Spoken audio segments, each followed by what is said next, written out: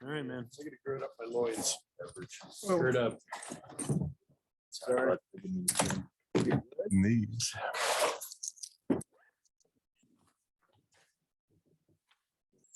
Out there. I'm gonna get him I reelected got so it. you can have Hey, him. what do you think? Yeah, just throw it.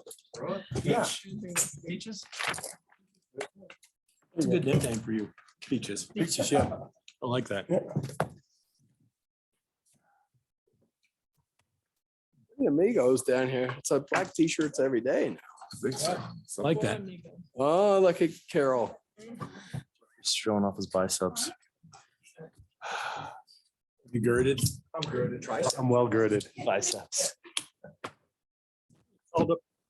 Order the town council work session for Tuesday, September 13th at 4:07 PM.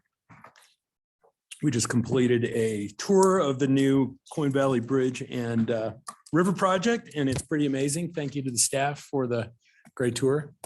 Planning Commission decisions. Anybody want to slow the meeting down? Talk about how much stuff. All right. Looks like we will not have a call up this evening, unfortunately. Legislative review, got the Colorado Water Conservation Board loan acceptance ordinance for second reading. Changes from first, so if there's no questions. Anyone? Nope. All right, that'll be on for second reading with the family ordinance for first reading.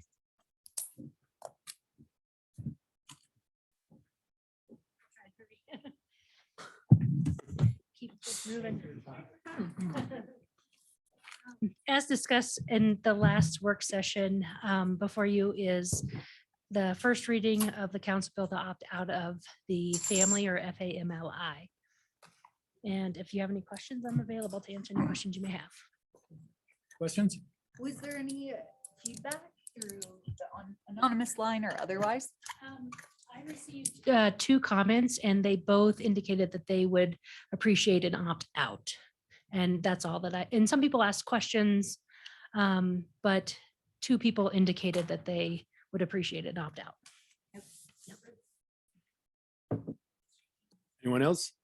All right, thank you. Sustainable Breck Plan adoption.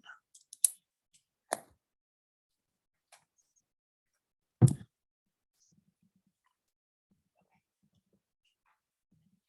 it up. Welcome back. All right, and Helen, could we have your mouse too? Great, thank you.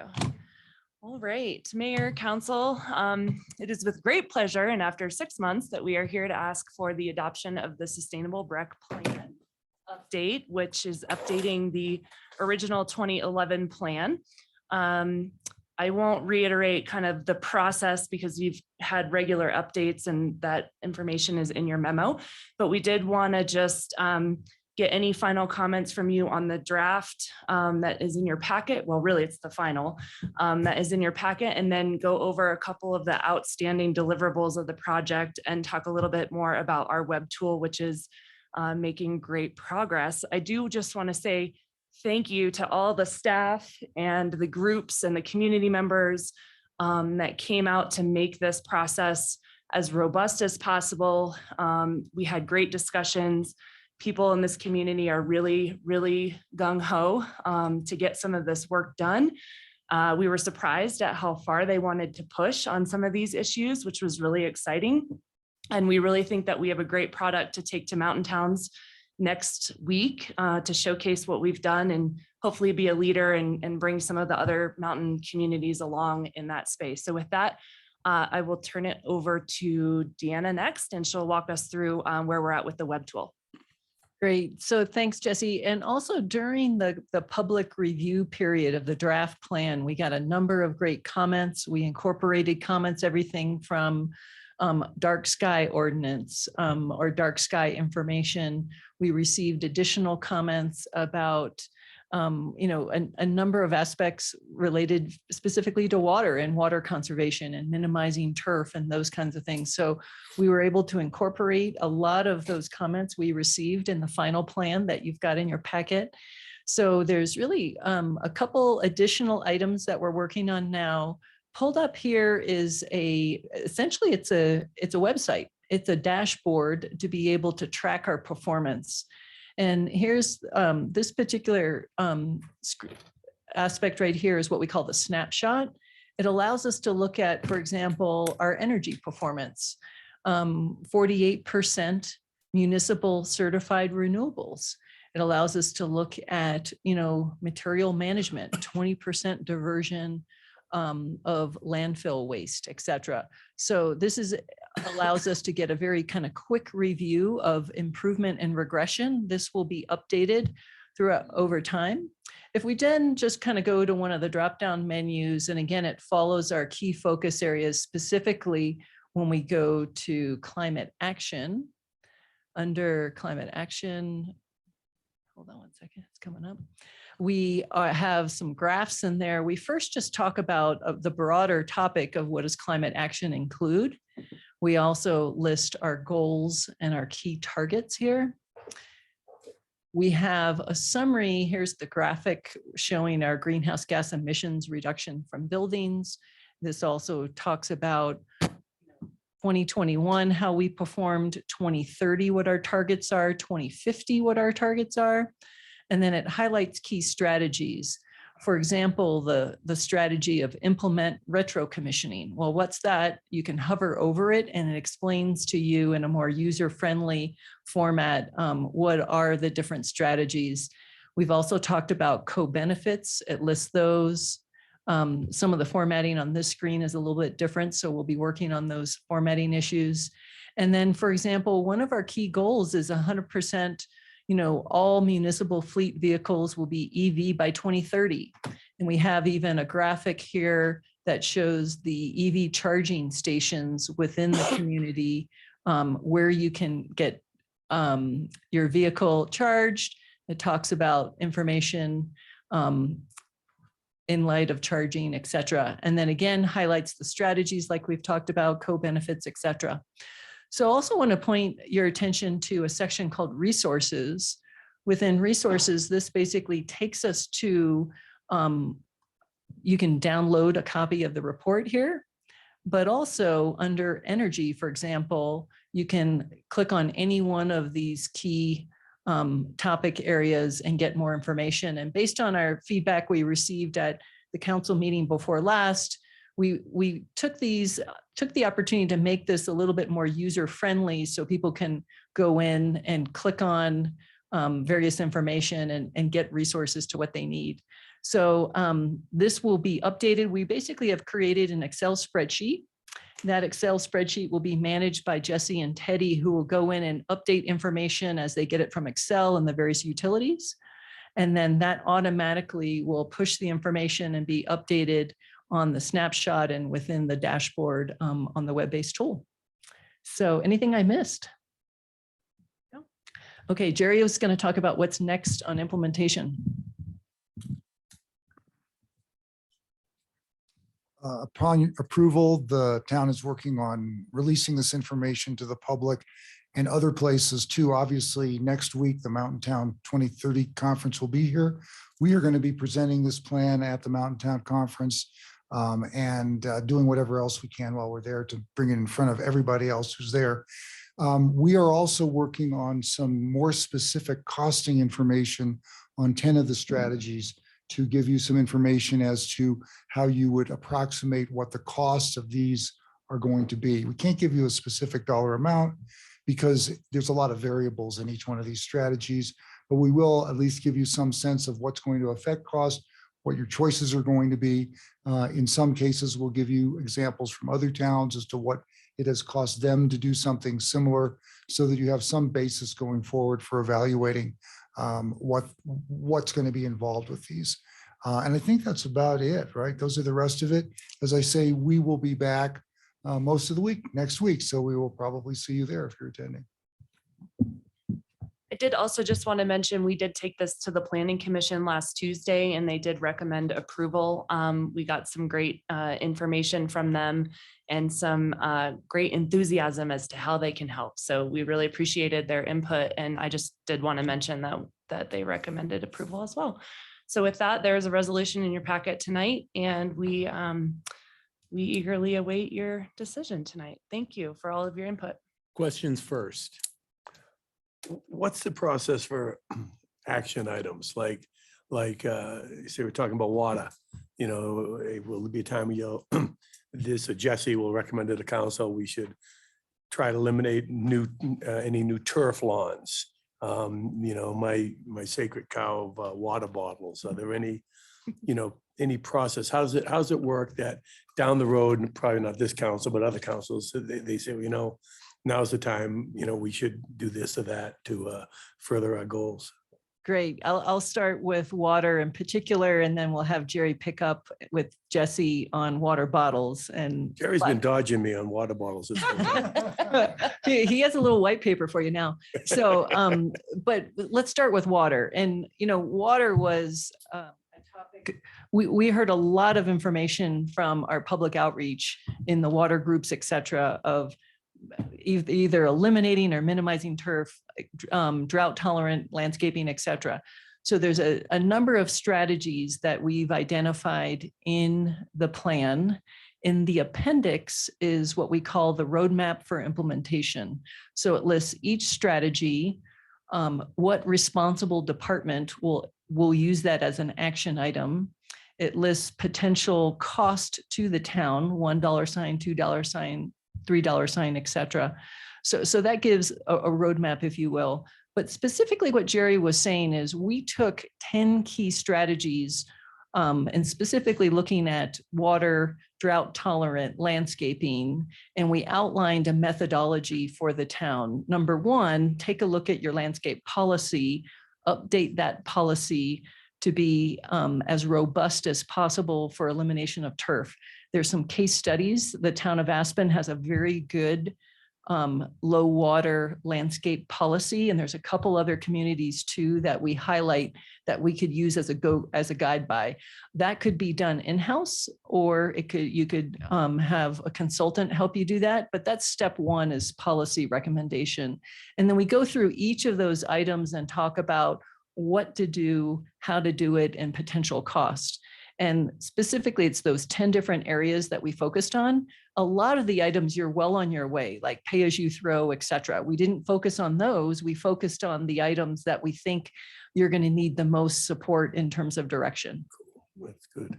And we also, we want to have an internal discussion because we're looking at a plan where maybe every other month we're in front of the council with a regular update. Cool. So that we're not losing focus on any one thing, and that if there's a particular thing that you say, where are we at on, a turf policy or something like that, that we have check-ins and kind of progress reports and just because I think a lot of what you all talked about at the retreat a week ago also were things that were important to you that really centered around this plan and sustainability. And so it's a priority for all of you. And I think it's something that we should keep front and center as much as we can. Do you want to talk about the plastic? bottle? Yeah, the beverage container proposal, which isn't just water bottles, it's all beverage, no Right. plastic for anything. I would imagine what will happen is that staff will develop a proposed resolution for you to do that, effective, I think it's 2024, isn't it? That was one of the 10 strategies that we chose for a costing memo. Okay. So in that memo, we've gone into details to what some of the costs will be. Frankly, on something like that, it's going to be more political cost than financial cost. Oh, you know what? We can handle it. We're cast iron. Yeah. Yeah, but I think it's actually going to be possible. And I know one of the things council raised a few meetings back is we don't want to put these kind of bans in place unless people already have an alternative. I'm not aware of any beverage that can be sold only in plastic containers. The fact is they can all be sold in other types of containers. And for evidence, just go to Ball Arena in Denver, where they have eliminated already all plastic containers, and they're selling a lot more than just water at Ball Arena. So we know the alternatives are there. It's just a question of giving the vendors in this town enough notice with their long-term contracts to make sure that they've got the right contracts in place by 2024. Cool. Well, first I want to say this is amazing, like the amount of information that's all in one place and very easy to read. And it's really exciting and terrific to have that. Thank you guys so much for the work. There were a couple of things that I was wondering about, and I think the priorities is one thing that I still am not clear on. I mean, because what I'm wondering is what are the biggest bang for our bucks? And so I see that you have like 5 priority projects, but I guess what threw me as, is this really the most bang for the buck project is the landscaping one, the landscaping vehicles to electric vehicles. That one to me seems like either, I mean, maybe they are very huge producers of greenhouse gases. And even though we have a super short season, they are very impactful and we should get rid of them. But that one threw me. It felt like that seems like a very micro thing to be looking at. So are the top 5 the biggest bang for the buck? Not even for the buck, but the most impactful to, for the environment that we should be focusing on? Is that the way those are laid out? Yeah, so thanks. And I'm glad you bring this up. So in the strategies, we actually specifically don't list strategy 1 or strategy A, B, C, D, because there's things that will come up like pay as you throw, and that leapfrogs ahead of other items. So I think that's probably part of really the implementation roadmap with Jesse and the team here, is to say, okay, now we've got our strategies identified and we've got some additional information on cost benefit analysis for key strategies. Now let's roll up our sleeves and prioritize. You may want to. Yeah, no, that's great. And I know early on we talked about how do we identify literally the biggest bang for your buck. But as we started going down that analysis, we were like, even within the course of 6 months, costs have changed. We can't really, we only do our greenhouse gas emissions every 3 years. So there were some assumptions we had to make. And so more to Deanna's point, we listed everything that's available and then focused those sort of additional implementation pieces on the things we felt were most under-resourced. And how do we bring that up to speed, as opposed to like, do this thing first, even though it might take you the longest to get there, if that makes sense. So we did pivot our strategy a little bit. And part of it was because all of this is such a moving target. It was hard to really pinpoint which one of those things is going to be the most important. Go ahead, Terry. But since you raised the landscaping equipment, that happens to be one of the other 10 that we've looked at. And what we found is that, landscaping equipment can be huge, like the riding lawnmowers you use in a park or on a school ball field, down to individual leaf blowers, except for the largest ones, those big rider mowers for a big park, which you don't replace very often. The cost is currently either the same for the electric or it's actually cheaper for the electric, particularly when you look into operating. And so while the recommendation as we've written it says you're going to do it in the ordinary course as these things come up for replacement, my guess is that as the town looks into the actual costs as they're changing, you may accelerate it, because it may actually be cheaper to start replacing these things now rather than waiting until they come up. And Jerry has some stats in the plan that actually list what the emissions are, believe it or not, of gas-powered landscape equipment. And it's pretty significant. It's like driving your car from here to Los Angeles, when you start up and mow your lawn. And I think part of that is awareness. Most folks don't know that. And we think of a lot of landscaping equipment being summer, but it's all the snow blowing and the Doesn't snow include clearing. snow. Absolutely. Okay, Yeah. that was another. Mm. Do you have a list of cities that don't care so we could sell our gas? The cell. Jerry might. What is that called? The greater fool theory? There's always a greater fool out there. So I'm glad to hear that, the cost was considered and is going to be competitive in that area, because that was just, it's one thing when we're talking about the cost to the town and we can budget for that and we can figure out that process moving forward.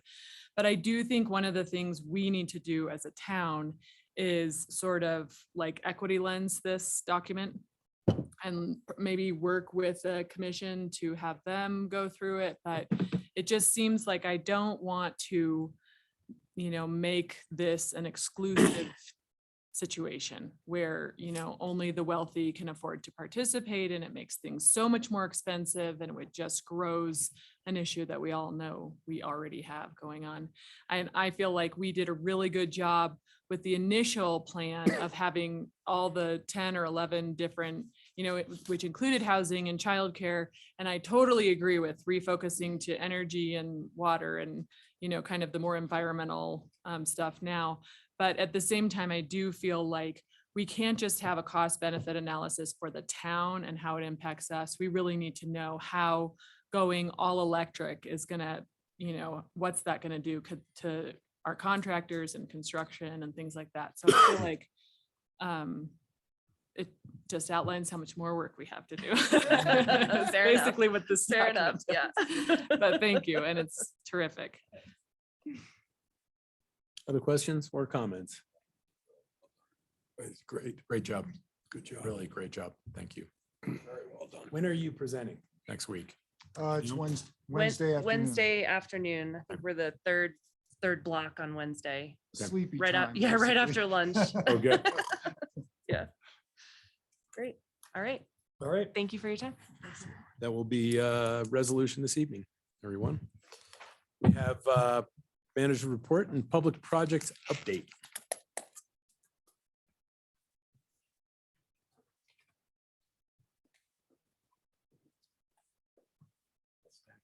Delicious. Just a shitload of information. Already shelled. Hi, Shannon. Long time no see. Thanks for coming out to the river. That was fun. It was awesome. Thank you. You can see the progress we've made compared to the photos in Yeah. memo in just, that week's time. Don't think I have any additional updates for you other than what's in the memo, but I can take any questions. The river was really cool and they seemed, what's his name? So Function. professional. Really knowledgeable about what works and what doesn't. Yes, they are a very experienced team between both the contractor and Troy who did the design. Really cool. I love new bike racks, by the way. Oh, good. Oh, yeah, we had that in there. Yeah, I just used one. Yeah. Much easier to rack my bike. Yeah. Good spacing. We're gonna get it with the rec center. Looks like a truck. We're ordering more. You want some at the rec center? Got it. So we expect, because of Watson Avenue work, Yeah. is gonna be another week or so, right? Yeah, they have to have it open before Oktoberfest, so that would be like Yeah. Thursday. I'll talk a little bit about, we're gonna have to get up into the transit hub there. And so we're gonna do some temporarily move that potentially, I think, onto the north gondola. More up-to-date information than I have. If you notice that we've kind of blocked out that left turn lane on Ski Hill at Main Street. Yeah. Because we need to we can't have cars there because the buses have to come now and make a right turn Oh, around there. I was wondering about that. Yeah, me too. I asked. I went to the source. History on that one. Okay, tell us about the transit. Yeah, so That's- as he mentioned, the turn lane at Ski Hill is blocked off. That'll be blocked off until Oktoberfest, most likely. And then we have flaggers at Watson and Maine as well that are helping get buses and vehicles out of Watson there, which is helping a lot tremendously. So the bigger impacts are going to be at the station.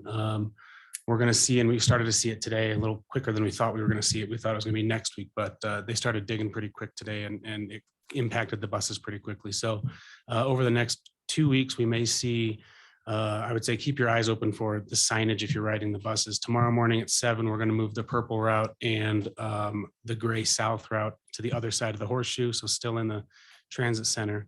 You may have noticed today that the Summit Stage buses actually moved over to North Gondola Lot. We're working on bringing them back in tonight. They were doing the majority of their digging right in their area today. So hopefully they're going to come back tonight.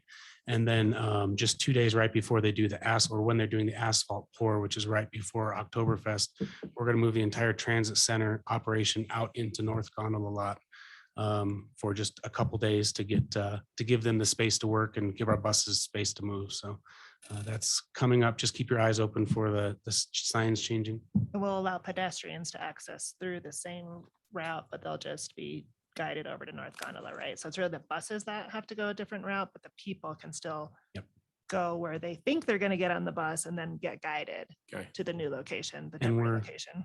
Yeah, and we're installing a VMS tonight or tomorrow that'll actually say, make sure you check for signs because the buses aren't going to be where they're usually are sitting. So Okay. Yeah. We're just trying to get that done CO2 as lead. quickly as we can.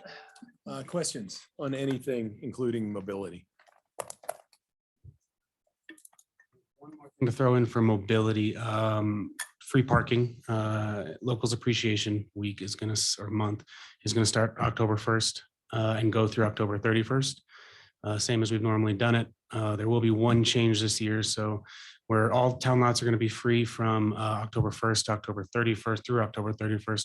We're also going to leave South Gondola and North Gondola free until the ski resort starts operating. So November 11th-ish. Cool.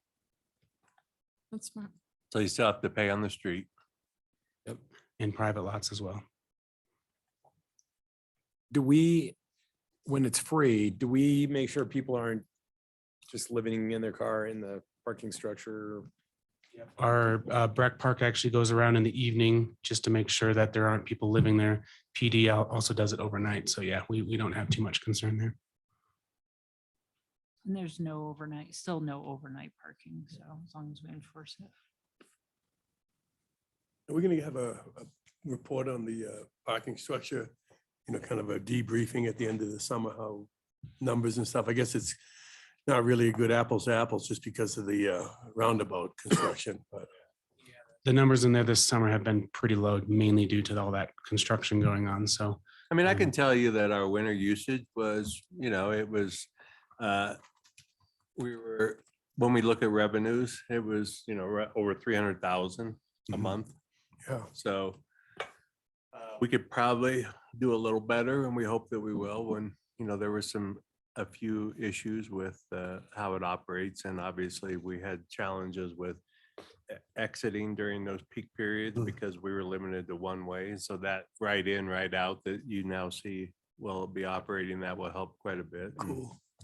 Getting the roundabout in place, and hopefully then it works the way it should work. And so I think we were happy with the early results for the first year results, because it's still a bit of a learning pattern Yeah. for people too, to realize it's there with that. And summer has been pretty dismal actually, because it just looks like a construction zone over Right. there. It's hard to get, you know, with that roundabout construction. It's kind of, yeah. Yeah. Okay.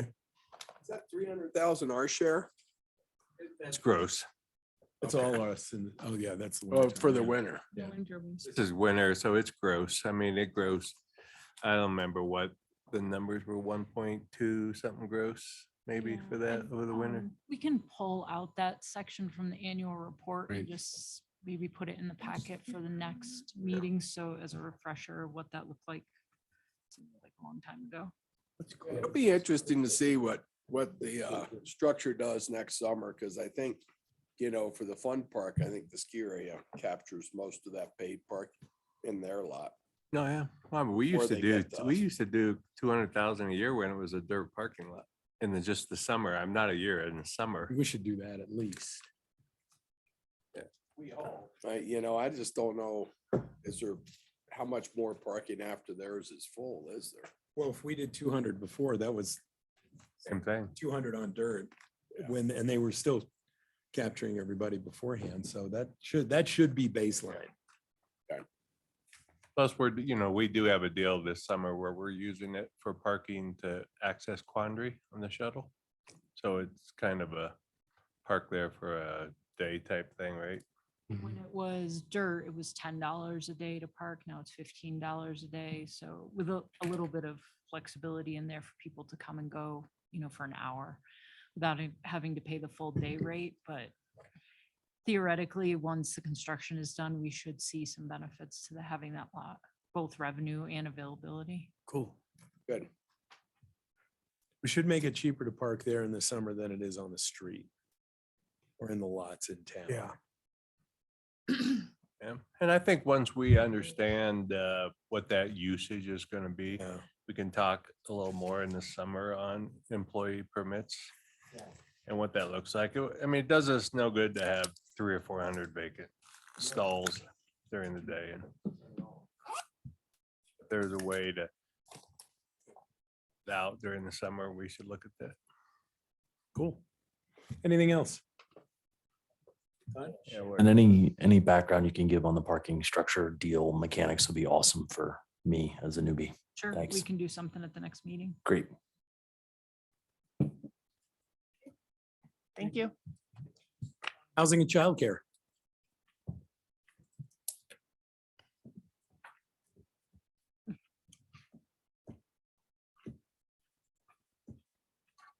Good afternoon, Mayor and Council. Hi. We actually don't have any minutes or anything in the packet, but I wanted to come and say hi and see if you guys had any questions about either. And then introduce Darcy Henning, who's a new staff member with the Housing Division.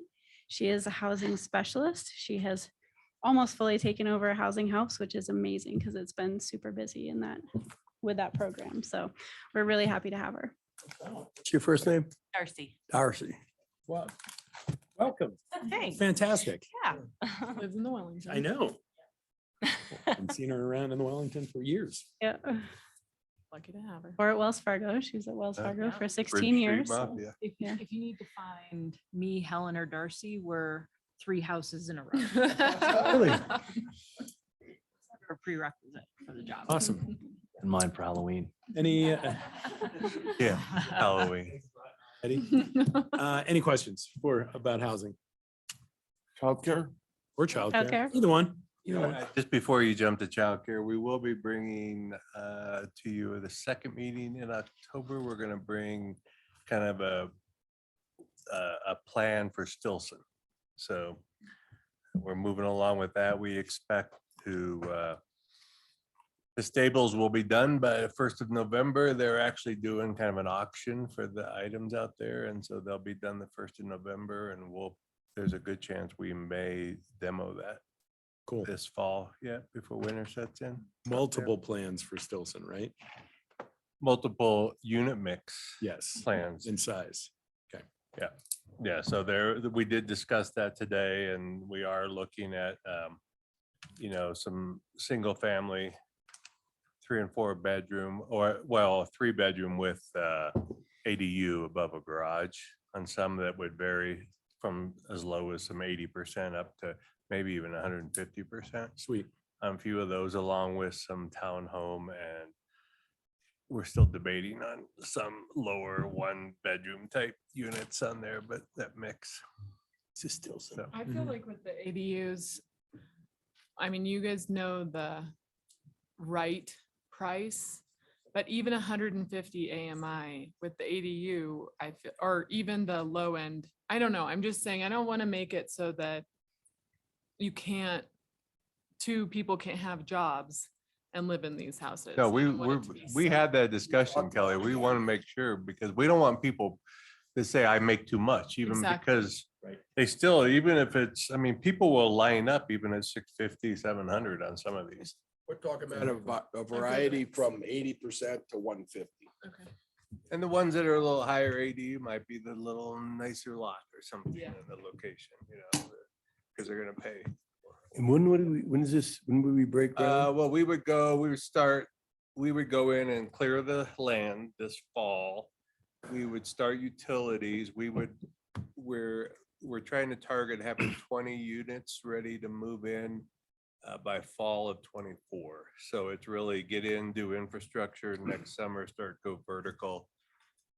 And then you have probably a 12-month building season for completion on the first 20 units or so. And it's pretty exciting, actually. Can you write a note to the HOA that they could talk about this? I feel like the Lincoln Park neighbors especially need to just have a heads up. And I know it's sort of out there, but I feel like we should tell them now. We did bring that up, right? A communication plan, Mhm. trying to get it out there to, Yeah. yeah. There'll be some people that'll be a little bit like, oh, you're taking away my view. And the stink. Yeah. Yeah. Lies. The thing that I've heard most is high density. That's what Please I've don't. heard. Yeah. Too it's- high? Yeah, so please. Please don't put high density here. But we'd like to keep the UPA similar to what we have at Lincoln Park and Mhm. Wellington. I totally agree with that. There has been some I think it was rumors that, 4 UPA. yeah, there's been some rumors we're putting a couple hundred units out there. I've talked to a few people. I've been like, we are? Wow.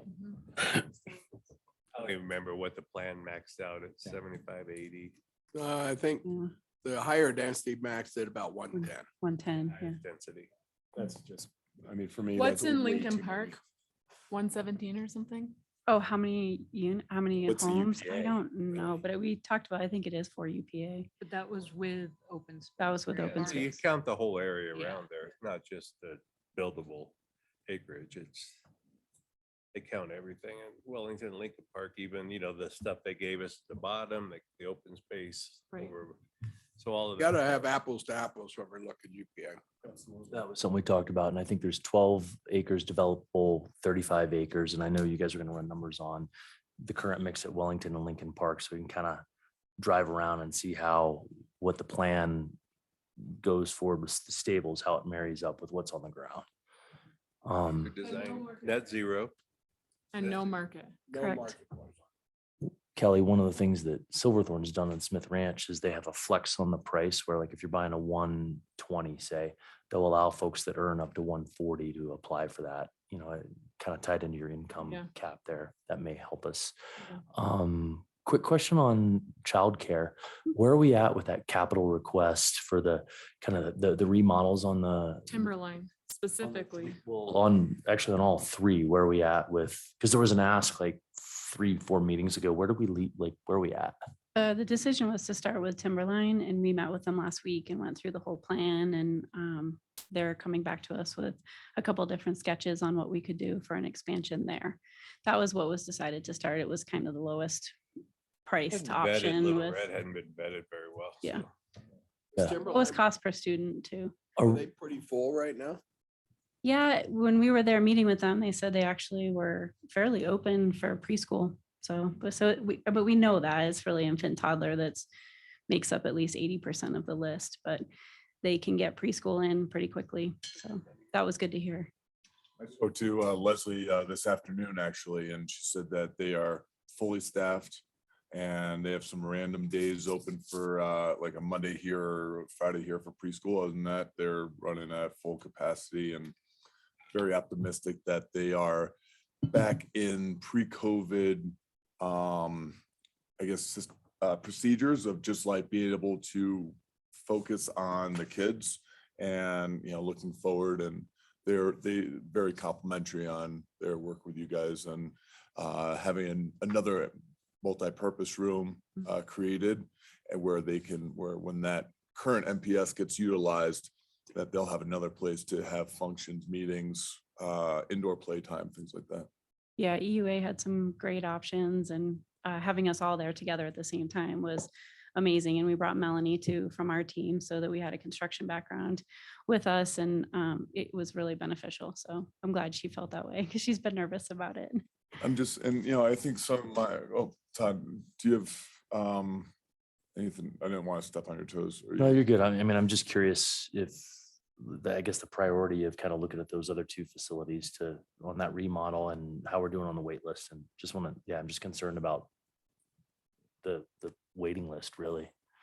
What's the number on the wait list right now? I haven't checked it in the last couple of months, but we were running around 600 for the countywide, but Breck alone was 400. And so that was one of my asks, and speaking with Greta and Leslie, is that if we could dive a little deeper on, or have each facility dive deeper on their wait list, because there's a belief that there are duplicates. There are people that are already have their kids in a facility that are on a wait list, that there's people that are no longer in the county that are on the wait list, and just like to get a firm number just so that we're all apprised of what the situation is, and just so that we can make better assumptions and better decisions moving forward. And I think the big one is the Alta Verde facility is that, or that one going in over there is, one of the suggestions provided to me was that when we start opening up Alta Verde wait lists and, to get in there, is getting a little bit of a survey of whether there's kids, whether there's gonna be that need, just so that we can get like a little bit of a needs assessment before it happens. And I think that's really important because we really don't know, at least, I have no way of projecting of, how many of these 950 units that are coming online are they actually be family driven, and how many are they be kind of transient workforce. Well, they're very romantic units. That's a great point. I'd also like to see us go into a little more detail and understand what the age group needs are. I mean, I'm guessing it's mostly infants.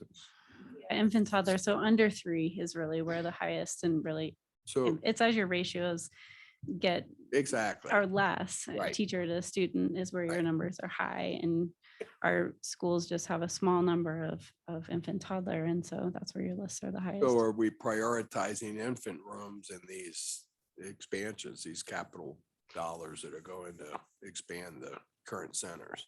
Yeah, with the TLC expansion, we have talked about a bunch of different options. So as we get closer and closer to actually doing something, we would be looking with Leslie on what that, we've talked about that room being and being a all-in-one unit where they ask for it to be built to be customizable so that they could change how it's being used, which I think is a huge benefit to the school, because they could find that they always need infants, but they could find that moving it to toddler for a period of time helps flow through the school and things like that. That's where we have to rely on Leslie a lot, any of our directors that we do an expansion, because we can always look at what we think is going to work, but really it comes down to how they move the students through that school. So, I mean, if we could build infant toddler only, the schools would be thrilled. That is a difficult concept unless you want to subsidize it quite significantly, but it certainly is something we've talked about. We used to have that in the county. We certainly have that with in-home facilities. So, it's possible. It's just your ratio makes it cost prohibitive.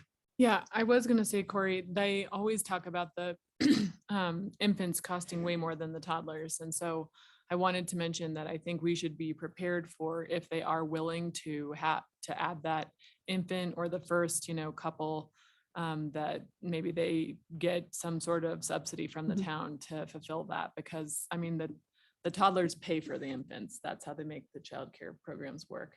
And so they like to have it even throughout. But the other thing I'd really like to figure out, there's 371 unduplicated names on the list as of yesterday.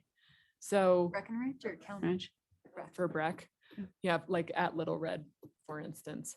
But one thing that I really do want to make sure that we're watching as we're kind of sculpting this timberline is, I don't know if you can kind of meet with Martha and figure out at Carriage House, like how we did the expansion, but yet they didn't increase numbers, and make sure that we don't duplicate that. Yep. Because I think, we've talked about that would just be a real waste. But the other thing is that Carriage House also does have preschool openings. And so I have to assume most of those 371s are young. Yeah. It's predominantly been 80% of the list, even for back in 2007, when we started the tuition assistance program. It's still, the lists were 70 to 80% infant toddler. So And to your toddlers, question, that's Jen- more expensive. What? It's Infant- more, it's Well, a infants higher are cost to more- run it. Yeah, infants are more expensive because they're like 1 to 3 and one teacher to 3 Takes more kids. care. And toddlers are like 1 to 9. You can't just lock them in a room. somewhere. Toddlers to teach. Take to the infants. Problem solved. Problem solved. The other layer in this, I think I want to just keep an eye on why bringing it up, like for those expansions with the stables, if we have units coming out of the ground in the stables in 2 years, like that's going to fill up whatever we expand. So to me, that investment in Little Red and Carriage House is super important to get on that. Wanna Get some clarity on when we get into the CIP, finish up the CIP is how we want to manage childcare fund and capital related to it. So we'll talk about that when we get in there a little bit, because we need to, a couple questions I want to get clarity And on. to Jay's question about how do we get a handle on, is that list still growing, or are people, just sitting on it and they're not even moving here? A couple of the directors do feel that they are seeing a bit of the post-COVID pullback, that they've gotten a lot of emails, please remove me from your list and that kind of thing. So, I mean, it's still up over 300. So, will that make a big enough difference? Who knows? But they do feel that that's happened a bit. Yeah. The software program that they use, Leg Up, does email it sends out an alert to people that are on the list. Can't remember if it's monthly or It's monthly, quarterly. yeah. That's what I thought. I thought it was monthly, to ask them if they still are interested, just so that they stay on the list. So it should be fairly current. Right. Unless people don't respond, I guess you could have that element of somebody that moved and it's like, I don't care You anymore. get that email every single I month. know, and you who don't wants to respond? keep getting it? I would think that you would, but I think one of the interesting things that I heard about, like, if we were to create, new a Stilson development there, is that, for example, in Valley Brook, when those came online, that, the centers didn't see any kids from that neighborhood for about 3 years. And then they started coming through, and then they probably won't see them again for a while until, the cycles are very interesting to me to see how they run. And I think that's one example. And then with rental units, that's a whole different ballgame with, how many kids we'll see from that and what the needs are. It is of concern from the directors on, I guess, opening up preschool spots in a hypothetical new center, because those are hard to fill age groups, because there's so many opportunities across the county. And yet it does help benefit, or balance out the infants, and they do pay a lot of the bills. So it's just a lot of different moving parts to think about when looking at expansion and the needs coming up. And I just think it should be on the forefront. Lori did have a really interesting point, though, about, like, I have been totally stressed about how many kids is this bringing, into the area. And Lori's point is, most of these people already live in this community and are already on this list. It's not going to change that much. Yes, some people who may currently be in Leadville or currently be outside the county might, be coming in and have new kids to put on the list. But so many people, if they're working in Breckenridge, they're already on the list. And so hopefully we won't see, or I guess I shouldn't say hopefully, whatever happens, happens, but there's potential that we're just moving people around, and the 371 won't be massively impacted. We hope to see an IGA. They're drafting an IGA right now that'll be countywide for this new countywide tuition assistance program that we're moving to. So, And Corey, if it's possible to work with that, or to look at that software and dive down, and that if someone's not responding, whether to stay on the list or to get off it, that we can contact them and get a verbal yes or no. Sure. Just, I think that number is pretty important for us to be able to quantify, and just to have a real number in our head of what's happening. Thank you. That was a lot about childcare. Good. Else, while we're here, while they're here, thank you. Welcome. Thank you. Events committee reports. Anything? Police advisory. Are you still doing police advisory? I'm forever in that. Yeah. There's only 2 people there. Actually, if you guys can help us get word out, we need more people for that. That'll show up. Jay Johnson. Can we backtrack for a sec? Back to housing? Sorry. CMC. Yeah, the CMC cost per unit. And I understand that, there's some we've talked about it and said that maybe the county isn't ready to partner with us on I this? think they're moving back into the ready to partner Okay, stage. Tamara reached out and kind of proposed something to CMC to see if they would be interested in half of their units. So those 18 that they get to fill, if they would take 9 of those and earmark those for healthcare, childcare, law enforcement, people that were in that field. And would they consider allowing people to stay for a period of time after graduation, as long as they were still working in the county in that field, in those units, and they seemed open to it. Hmm. So I think it feels like, and she's kind of communicating with Todd a little bit, and it feels like they're starting to lean back into wanting to partner on this. And we told them we've got to get a decision made quick, because the pricing came back and it was, I mean, it was within a couple $100,000 of the first building cost. So it's not like they're really trying to jack the prices on us. or but the anything. per unit cost is more expensive than what we've been paying. No. If you look at it like from an investment standpoint and your 30-year return window and capping but that's really not what we're in business for. So if we look at just the cost per build it, even she will tell you the cost per square feet for construction is very reasonable. Okay, Yeah. so they were able to negotiate a good rate because they're working all. Because they're over already here the doing it. So they kept it pretty much this. They had a very good price for 30. I mean, they're doing 36 units in a building for, I think all in at 12 million. I mean, we just did 27 units in those 3 buildings at by Blue 52. And we were way more than that.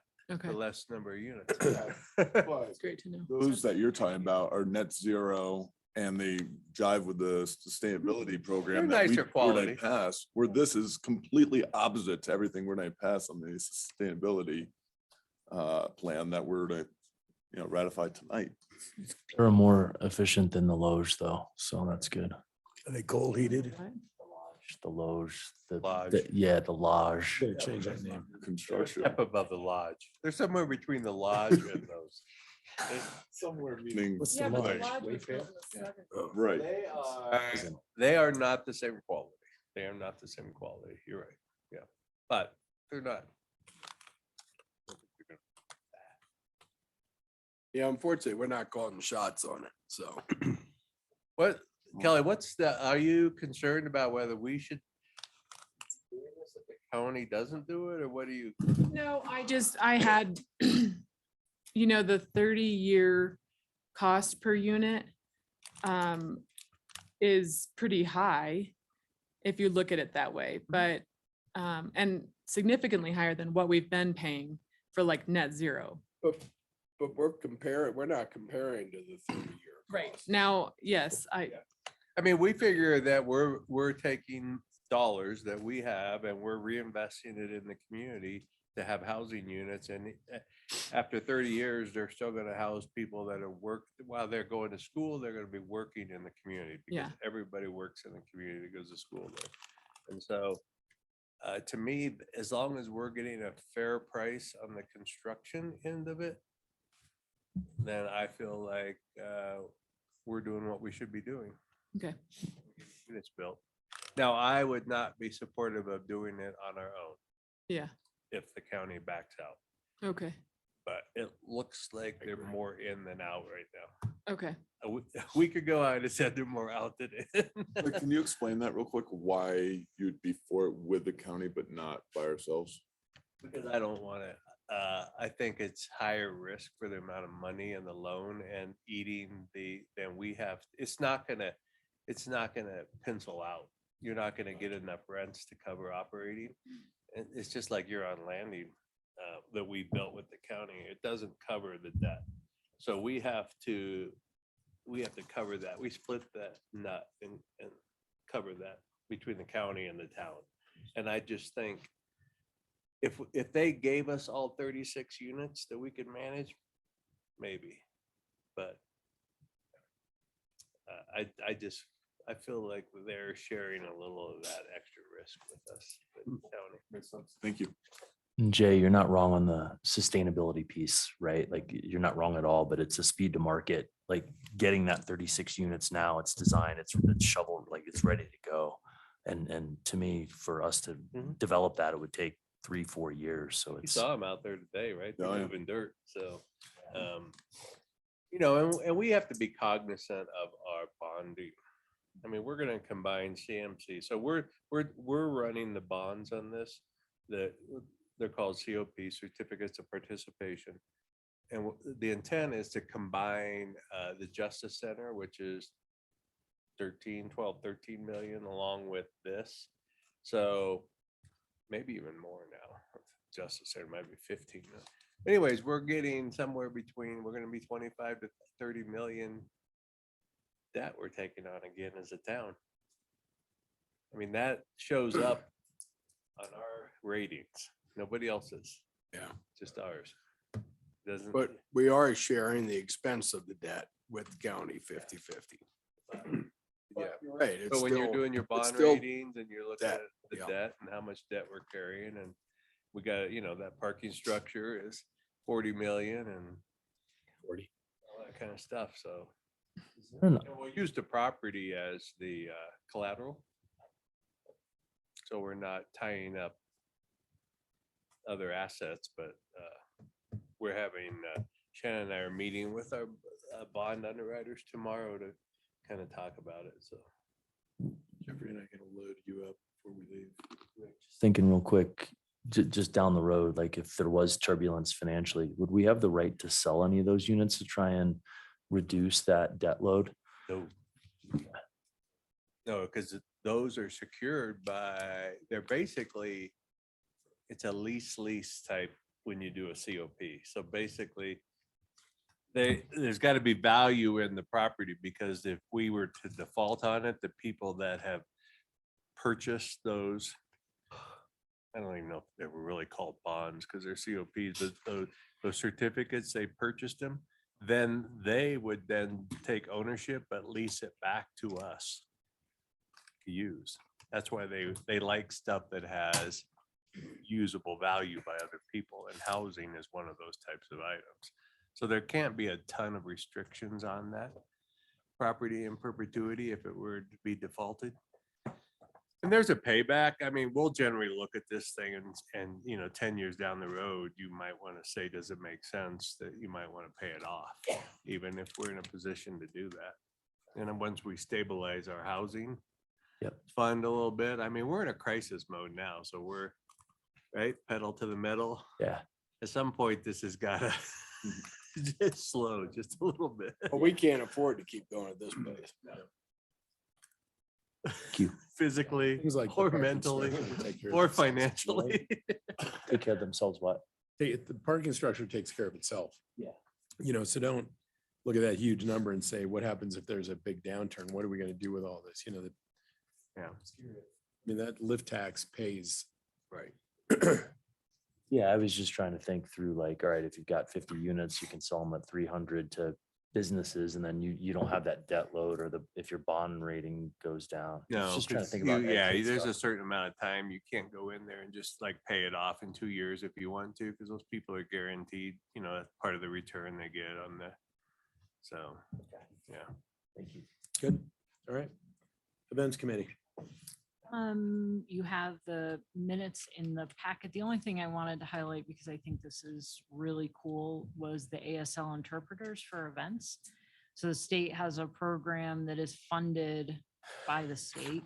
And if you're having an event, you can, you know, basically apply through this system, and they will send an ASL interpreter out to your event.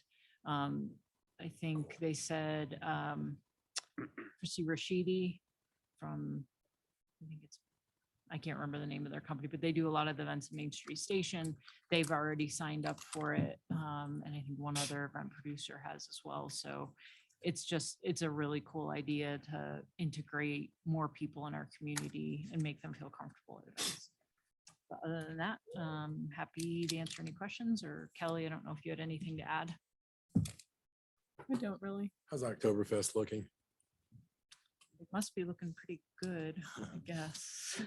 Progress on the volunteers. Yeah, they said they were making progress. I know they're still taking them, but that they have had lots of people signing up. They put out an offer to nonprofits to, the Rotary didn't work out this year based on dollars and restrictions. They kind of changed how they wanted to do it and it just didn't work. So Lucy put out a offer to different nonprofits where she'll pay, they put in so many volunteer hours and then we'll write a check to that. Their PTO will write a check to that nonprofit organization. And I think that's helped some. And I mean, Lucy has brought up sort of the need to have a discussion going forward about what Oktoberfest looks Yeah. like. Totally agree. Did we get the final number from the Summit Foundation on how they did fundraising? See that yet? I will ask Jeannie. I thought she'd send that out, but I haven't seen it yet. They sold 13,000 ducks. The number is, but Like 1,000 more ducks than usual. Nice. That's a lot of ducks. All right, anything else on events? Subdivision code amendments.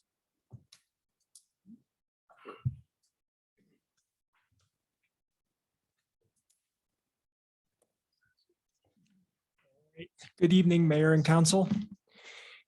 This is a work session, basically on a subject that came about because of a couple of subdivisions we had approved in early June this year.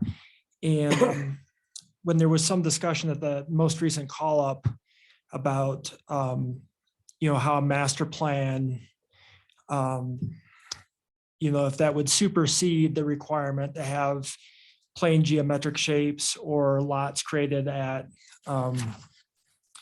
right angles. We discussed this with Kirsten kind of right after that, and she recommended that we could probably do a fairly simple code amendment if that was the desire of the council to allow plain geometric shape parcels, since we'd have the benefit of reviewing the development configuration during the master planning process. And that's why, I guess, as staff, we'd support it, because you really do have an opportunity to look at it and review and get what you want. And then the subdivision is kind of just the formality afterwards. We also recommended allowing open space parcels to also be non-plain geometric shapes as well. After we kind of went in and did the analysis, we discovered that most open space parcels are kind of remnants or have natural features that really they generally are carved out without having a plain geometric shape. And also the fact that they're not developed, it isn't noticeable that there's an odd shape as if you're on the ground looking at them. It's really not until you look at a site plan that you would realize that there's a different shape. But anyway, we wanted to bring this back to you and get some feedback. Questions? Chris, my concern on this, or I guess my comment, Is this a question or comment? I can form as a question. Question. When it says that it is consistent with the vested master plan, would we be able to bring up this during the master plan process so that when we get to the subdivision application, that it's not an issue? Does that make sense Yeah. as a question? You should be able to. Master plan, everything's open. You can affect lot line at master plan. But I don't think that's brought up as a point during the master plan of, hey, are the lot lines conforming to what the code is? So is there a place during the master plan application that addresses lot lines overtly? the master plan, because it's more of a, you can kind of see where the general placement of, some are more detailed than others. Some are, like McCain is a bubble diagram. We have a certain amount of density and the use. There's other ones where they kind of have rough building locations and footprints. And that seems to be, I think, with larger private developments, the desire to show that. So they have some kind of idea. They think this is likely going to work on a site-specific proposal going forward. But I think with the master plan, unlike the site-specific development review, where it kind of ties into conforming to the subdivision code, the master plan is probably general enough where it's usually something that we don't look at in terms of that specific, if that makes sense. But I think just at a broader context, when we're looking at a master plan, we're kind of envisioning where, certain land uses are going to land. And therefore we'd have some idea of what the rough shape of the development is. So, I think that's our argument. And I think why we've approved subdivisions in the past where they have not had the plain geometric shape was it's already kind of been reviewed and contemplated where certain building locations and right of ways and other things were going to occur.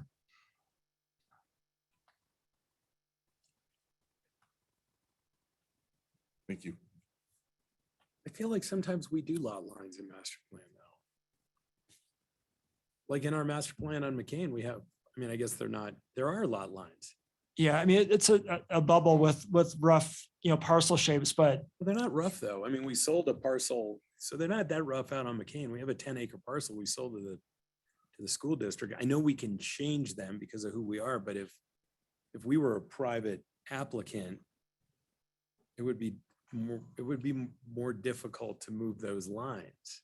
yeah, I think like that one, the lines are essentially drawn in. There wasn't really buildings, but like something like Peak 7 and 8, when we had a lot of design criteria and other things, but we essentially had the two base areas where after the fact, everything kind of got carved up.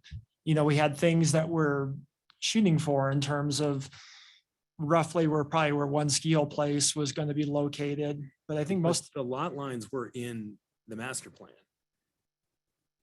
Those lot lines were there for the master plan that separated where those buildings essentially were going to go, right?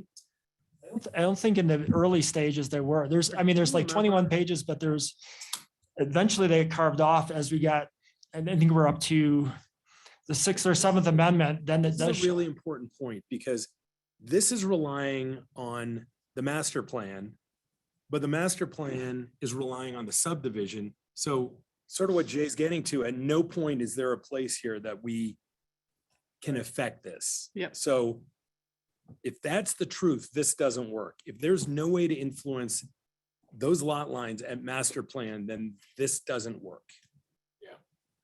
If we can't call it up and go, we want more geometric Correct. shapes, because right now we can't. Because Right, it kinda- this subdivision language is presuming that the vested master plan has lot lines built into it. And if you're saying that that's not true, then this doesn't work. Yeah, See what I'm getting at? yeah. That's what you're getting at. I think that, I think probably more recent master plans, there have been more lines, but there have been master plans, throughout time where they. Well, let's talk about more recent. Let's not talk about, time, like the Highlands, for instance. When did we drop the lot lines on the Highlands? Do you remember? I don't remember. I don't know if it was at subdivision or what, but I think that was probably more likely at subdivision. There's just looking at, the early documents. I think a lot of those earlier master plans, it was literally a written document in the binder versus a Mylar. It had, site plans and where it talked more about SFEs than the actual layout of the whole development. What we could do on this is in the master plan language, since we're going to amend the code anyway. We could amend the master plan language to talk about, contemplation of those lines in terms of the review that the planning commission does. But, to the point Chris made, I mean, with McCain, yeah, we have the lines, but then we went through a platting process after to like plat off, do a legal description and plat off the school district parcel, for example. But that was after the master. I don't know that they necessarily have to be platted. I think what the council wants is to not get in the same bind that we were on the last one, where the discussion was, well, you guys already proved this because it came through as a master plan.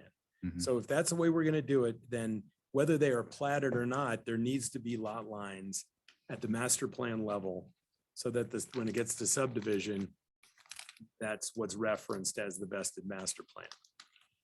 Otherwise, this is a circular argument that has, There's no way you that can has ever- no ending to it. May I weigh in? Yeah, I please. just want to make sure I understand.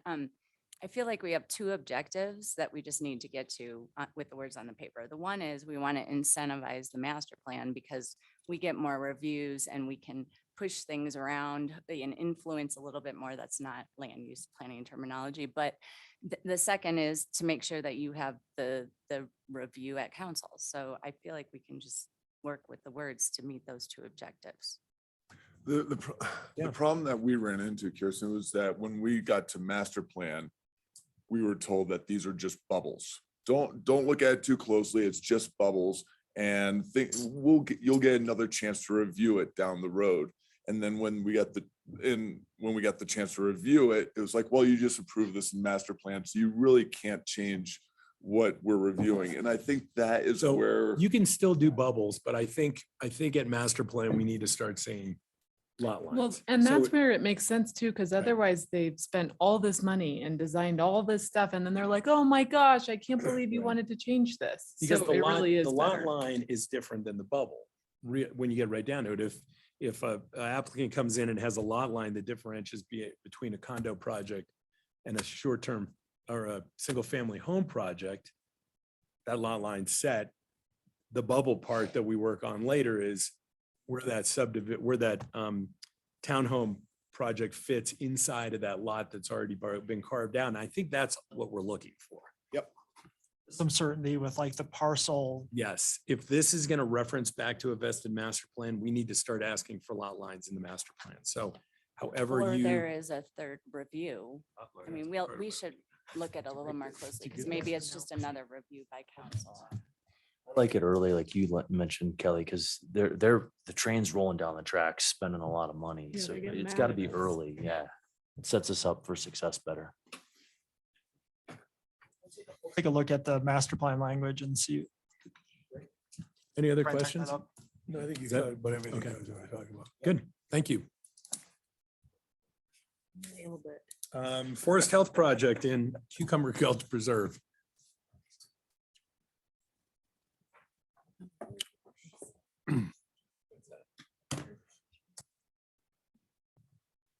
Hello, Mayor and Hi, Council. Ann. Great to see you.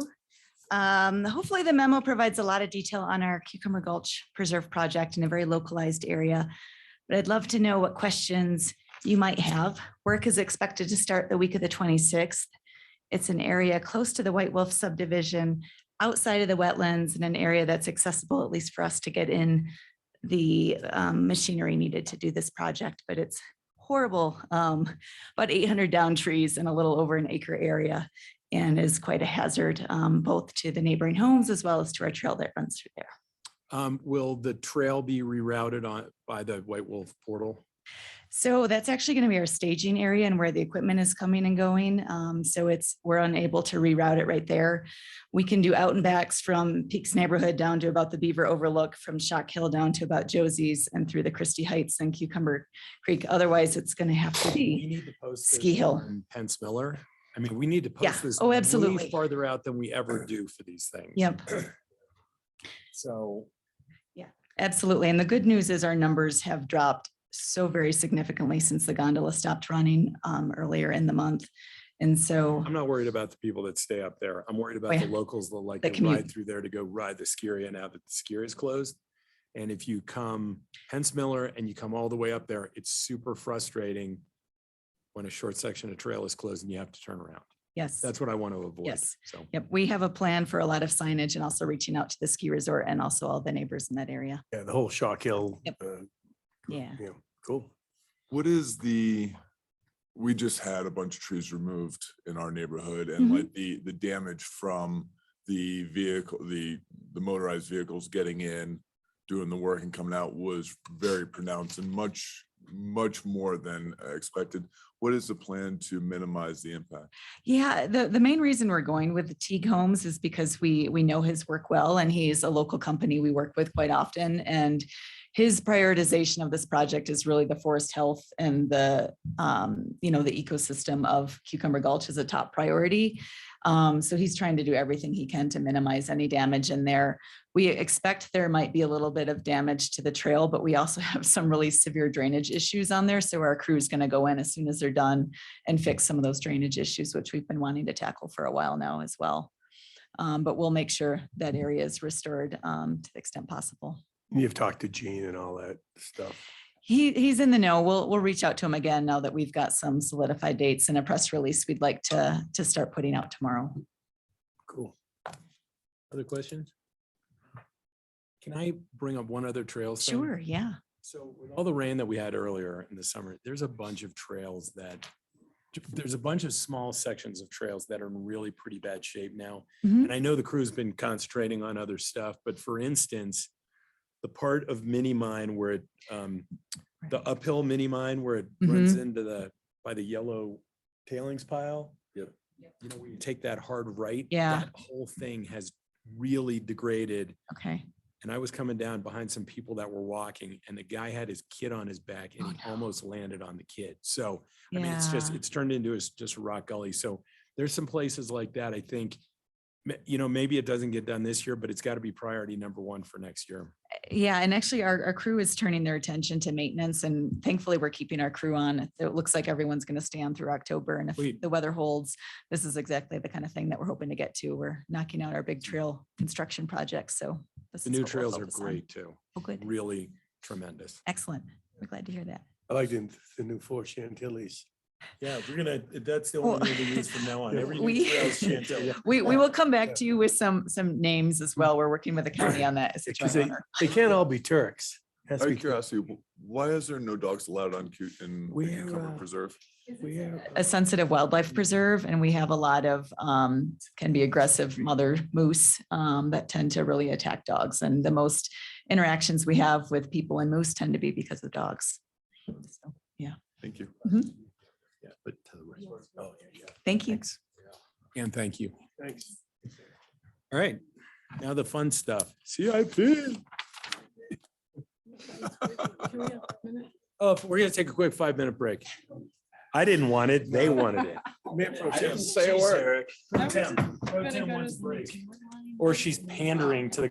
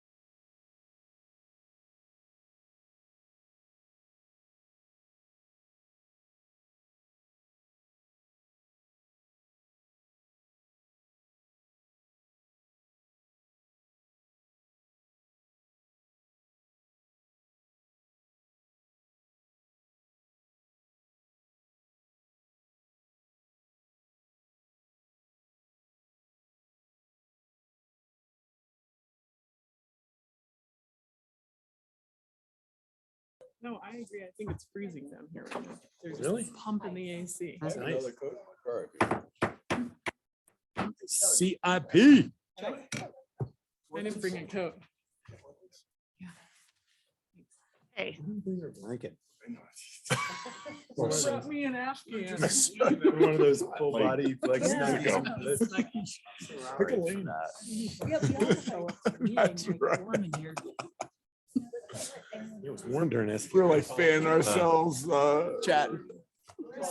And they'll, okay. you know what, just So start. at the retreat, we left off Yeah, where were we? with parking and transportation. It's, I don't know what your Granicus view is, so go to the 5-year, yeah, okay. the there we third go. page in the CIP.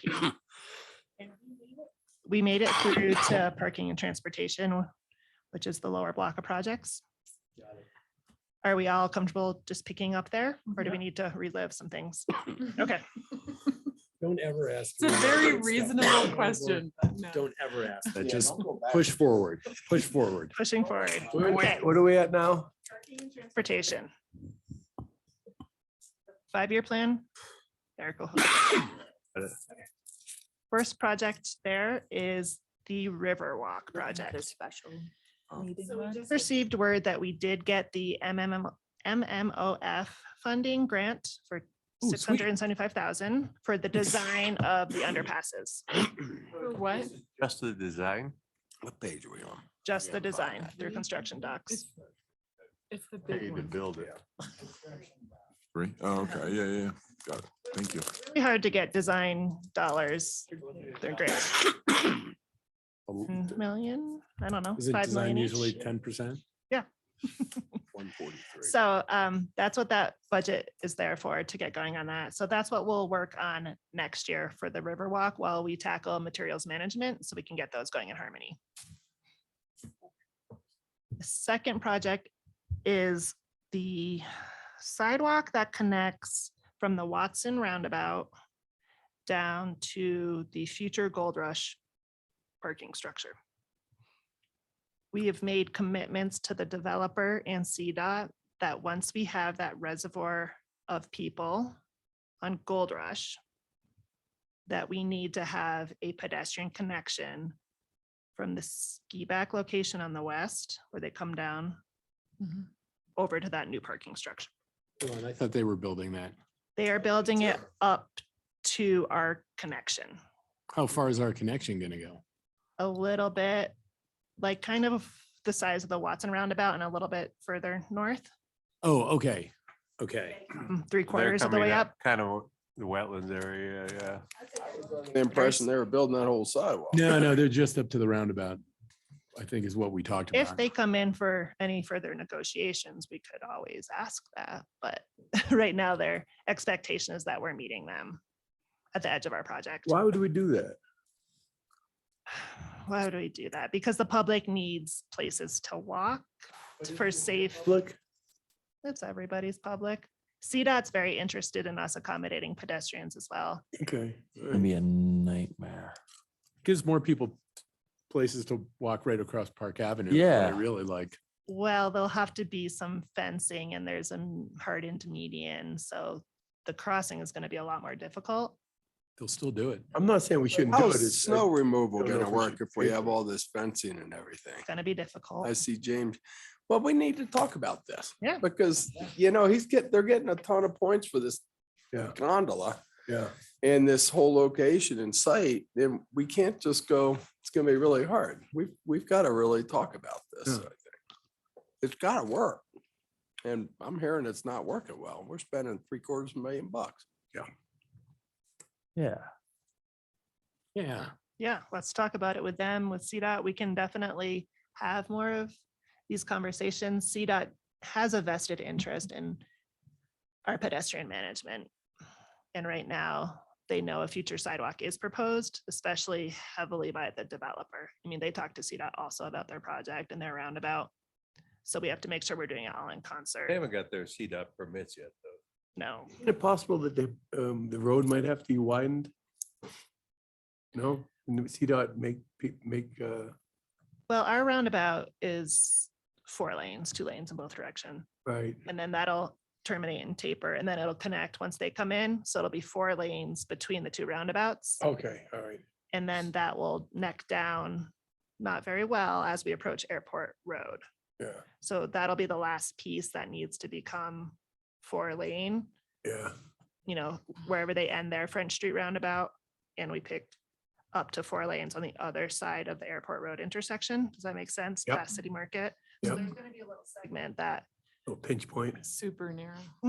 that we're gonna have to start looking at once we feel confident when the construction schedule for the French Street roundabout is enacted.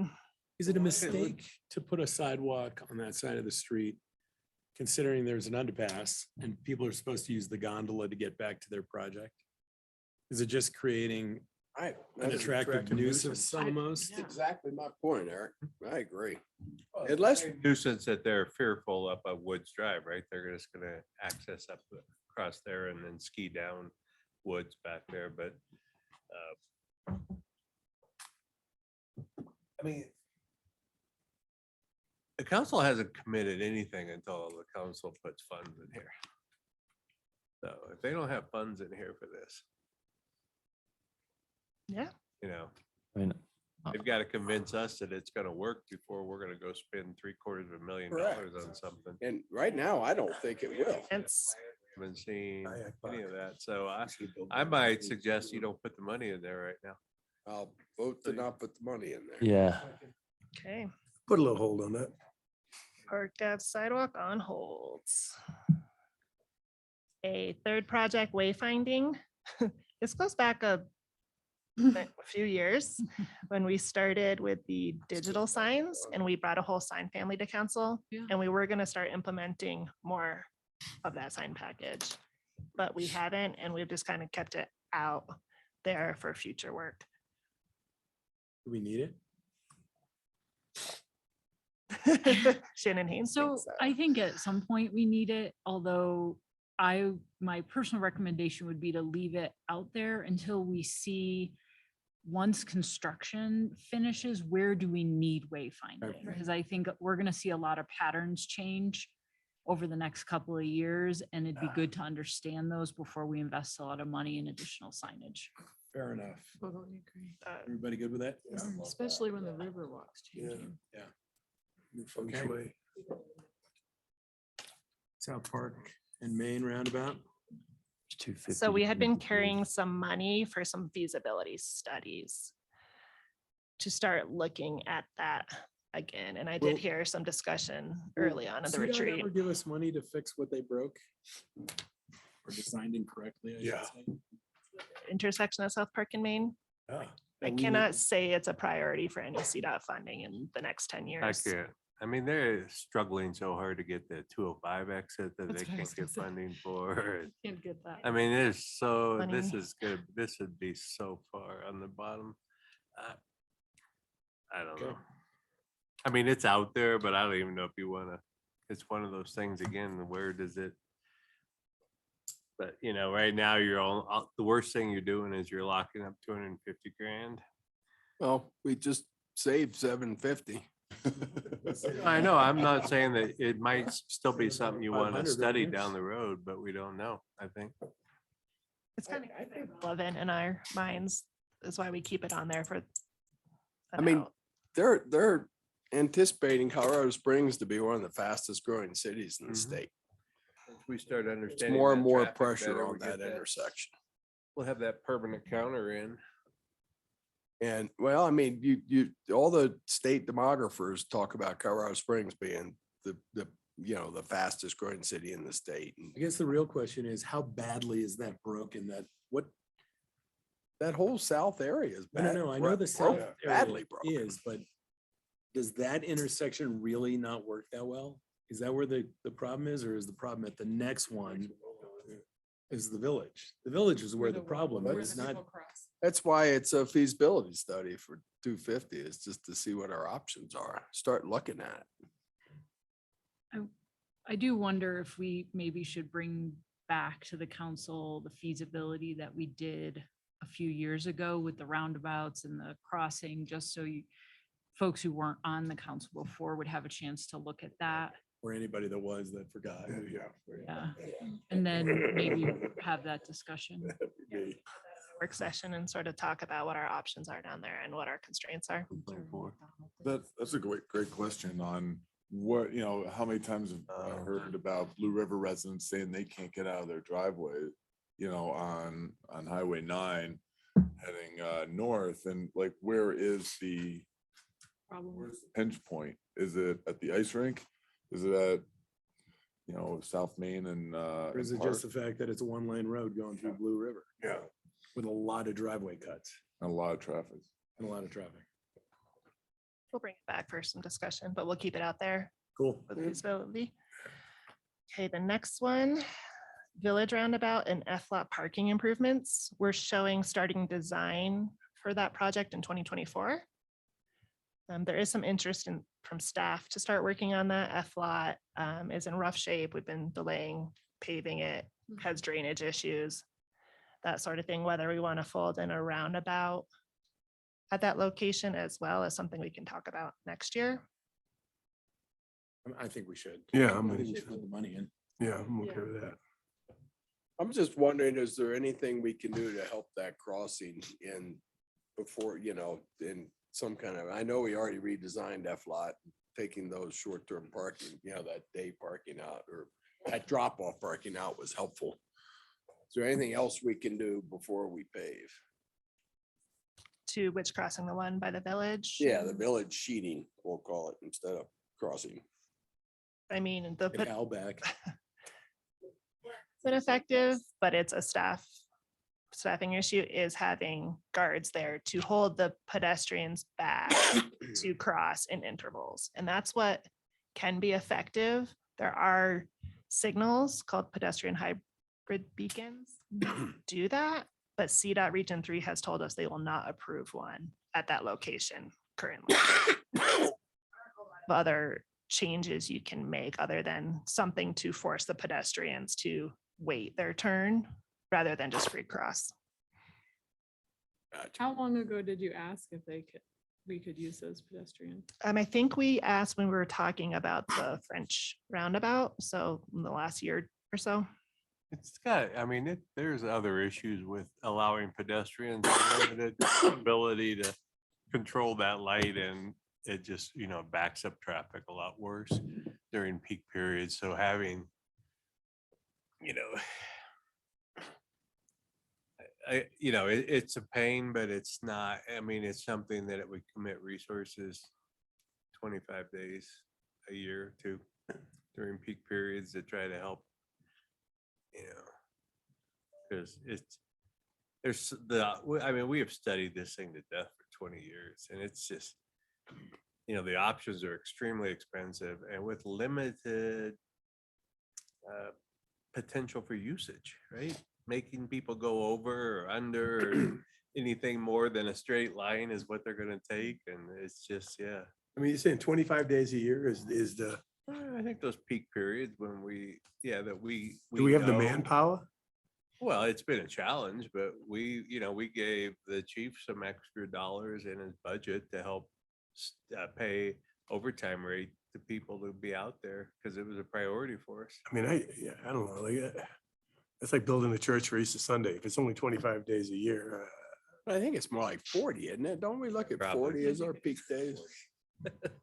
But still, yeah. it's we know it's that every day on Christmas week, we know we know that Every is one Sa- of those, pretty we much know every those Saturday. days that we can highlight that it's really bad. Are there other days that is problematic? But these are the days when we see where we start to feel the gridlock along the park and we want to keep traffic flow. And those are when we really try to hit those priority areas, because other than that, it's just, it's a pain, but.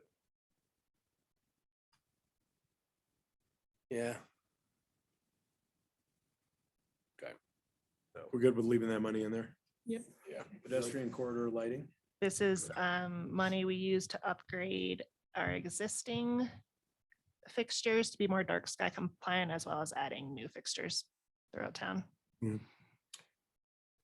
Sidewalk master plan implementation. So as we covered in the packet, we had to delay for another year the Broken Lance sidewalk extension. The contractor came to us very late with a very high increase in price, and we did not feel that we should award it and that we should rebid it based on our bidding policies. So we're throwing in a little bit of money there for some escalation for next year, and we'll rebid it and see what the pricing comes in at. Who's the Yeah. contract? Yeah. Huh.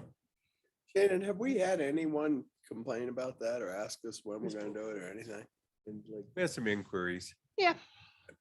I think we told them, you know, it's just challenging. No major pushback. It's a nice to have. It's not critical to do this year. The more vocals person. Yeah, this is the Warriors Mark one, right? The Warriors Mark one I thought by you said Broken Lance. Broken Lance Drive is in Oh, Warriors Broken Mark. Lance Drive, okay, Sorry. okay. Fine, I got you. I'm with you. So we put in a little for escalation. It might not be enough, but we'll rebid it and see where pricing is landing. Should have Hal as the ribbon for the ribbon cutting if we ever do it. He was a very big supporter of that project. Yes, he was. Okay, the next two. Well, 4 o'clock pedestrian improvements and then Village Road pedestrian improvements.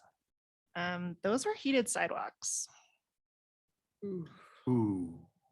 Things we still want to contemplate. I would say supporting. no. I think you better talk to Jesse Burley about that. I do Her not want to. opinion. I'm a no on those. Take both of those out. Okay. And was that also widening?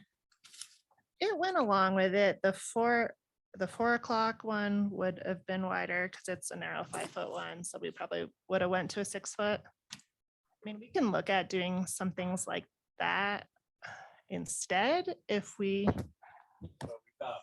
We thought we could move more people down and keep them out of cars coming along there, but I don't know that we're gonna.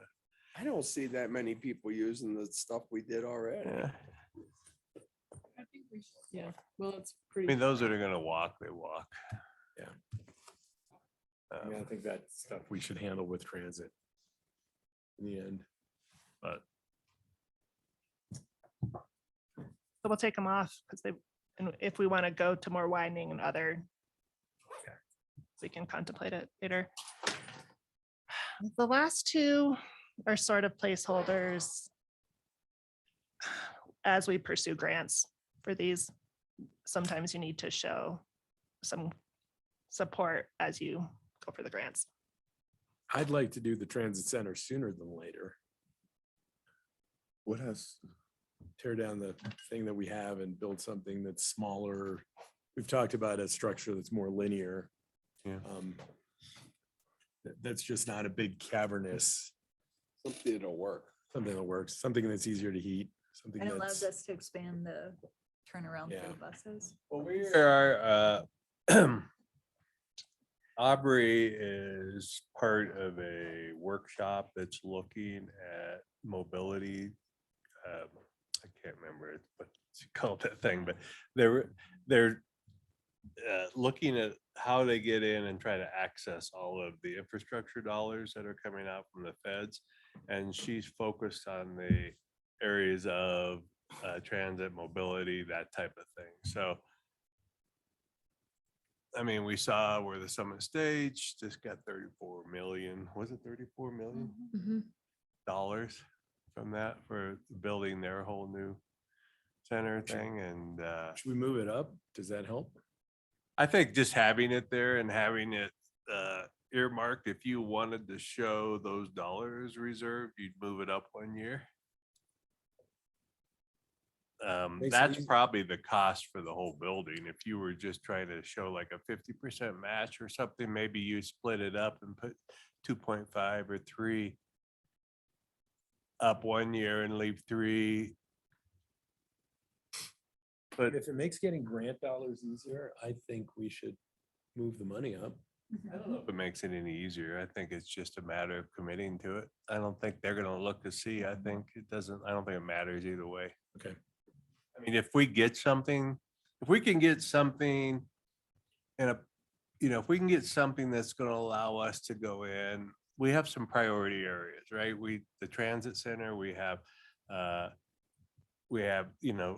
So we'd like a new kind of admin area that puts all transit operations and that staff into one because they're kind of piecemealed all over the place. And we're having challenges with storage. So as we start moving all of our buses to electric, a lot of our bus barns won't hold those out there. So some of that needs to get redone. And so we're kind of targeting those 3 areas of where we're looking for grant funds. And if we can access any of that, we're going to come to you and say, hey, we've got this opportunity. We need to match it with this, et cetera. So. Are those state or federal grants? Federal. And there's a lot of it through this whole latest infrastructure, or what's it called? Inflation Reduction Act. Or something, Inflation Reduction, right? So Oh, that's yeah, kind of the compromise they finally got pushed through. At some point, maybe this isn't the right time, but can we talk about our work with the lobbyists and if they have helped us secure way it's grants supposed or if we want to continue with them or in what capacity, Mhm. just what has been the benefit. And I know having Aubrey on staff is a huge. I would help recommend with that we do. I think we need to get back to a countywide, I think we need to share it between like Frisco and the county and us and continue to. I'm sure they want to take credit for the 34 million that they helped. Probably. Keep it out there in 2027, or do you want to scoot transit center in? If it doesn't make a difference. let's Rick keep doesn't it. think it makes a difference. Okay. I also am very supportive of trying to get a grant. Yes.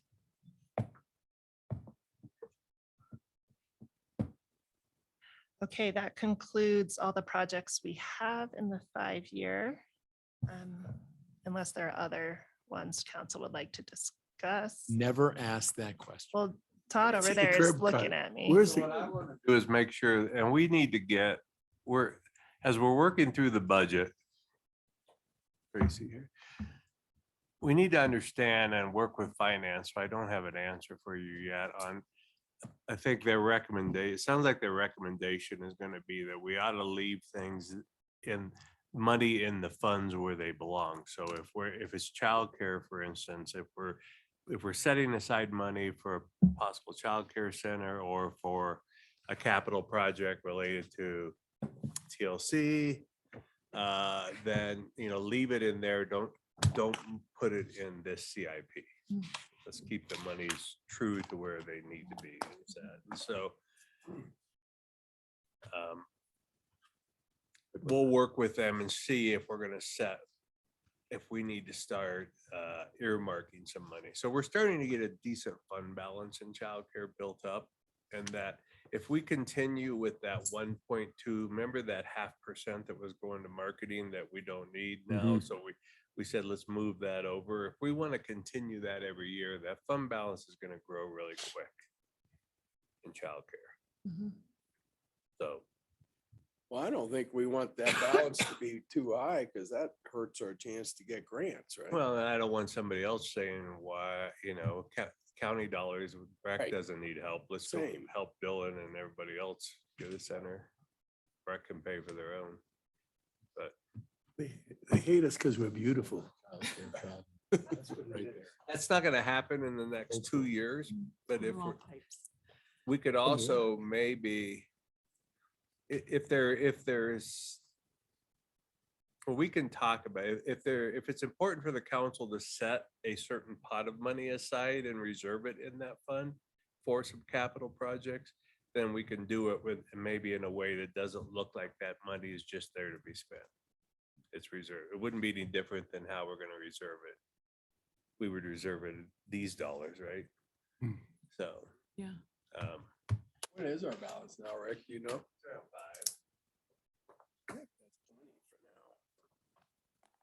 I mean, yeah, I just worry if we keep. Are you looking growing at it. Kelly? I know. I don't even know why. he's bringing Everybody's this scared up. of Kelly. Never Don't gonna- ask Kelly if we want to grow the childcare fund. some more.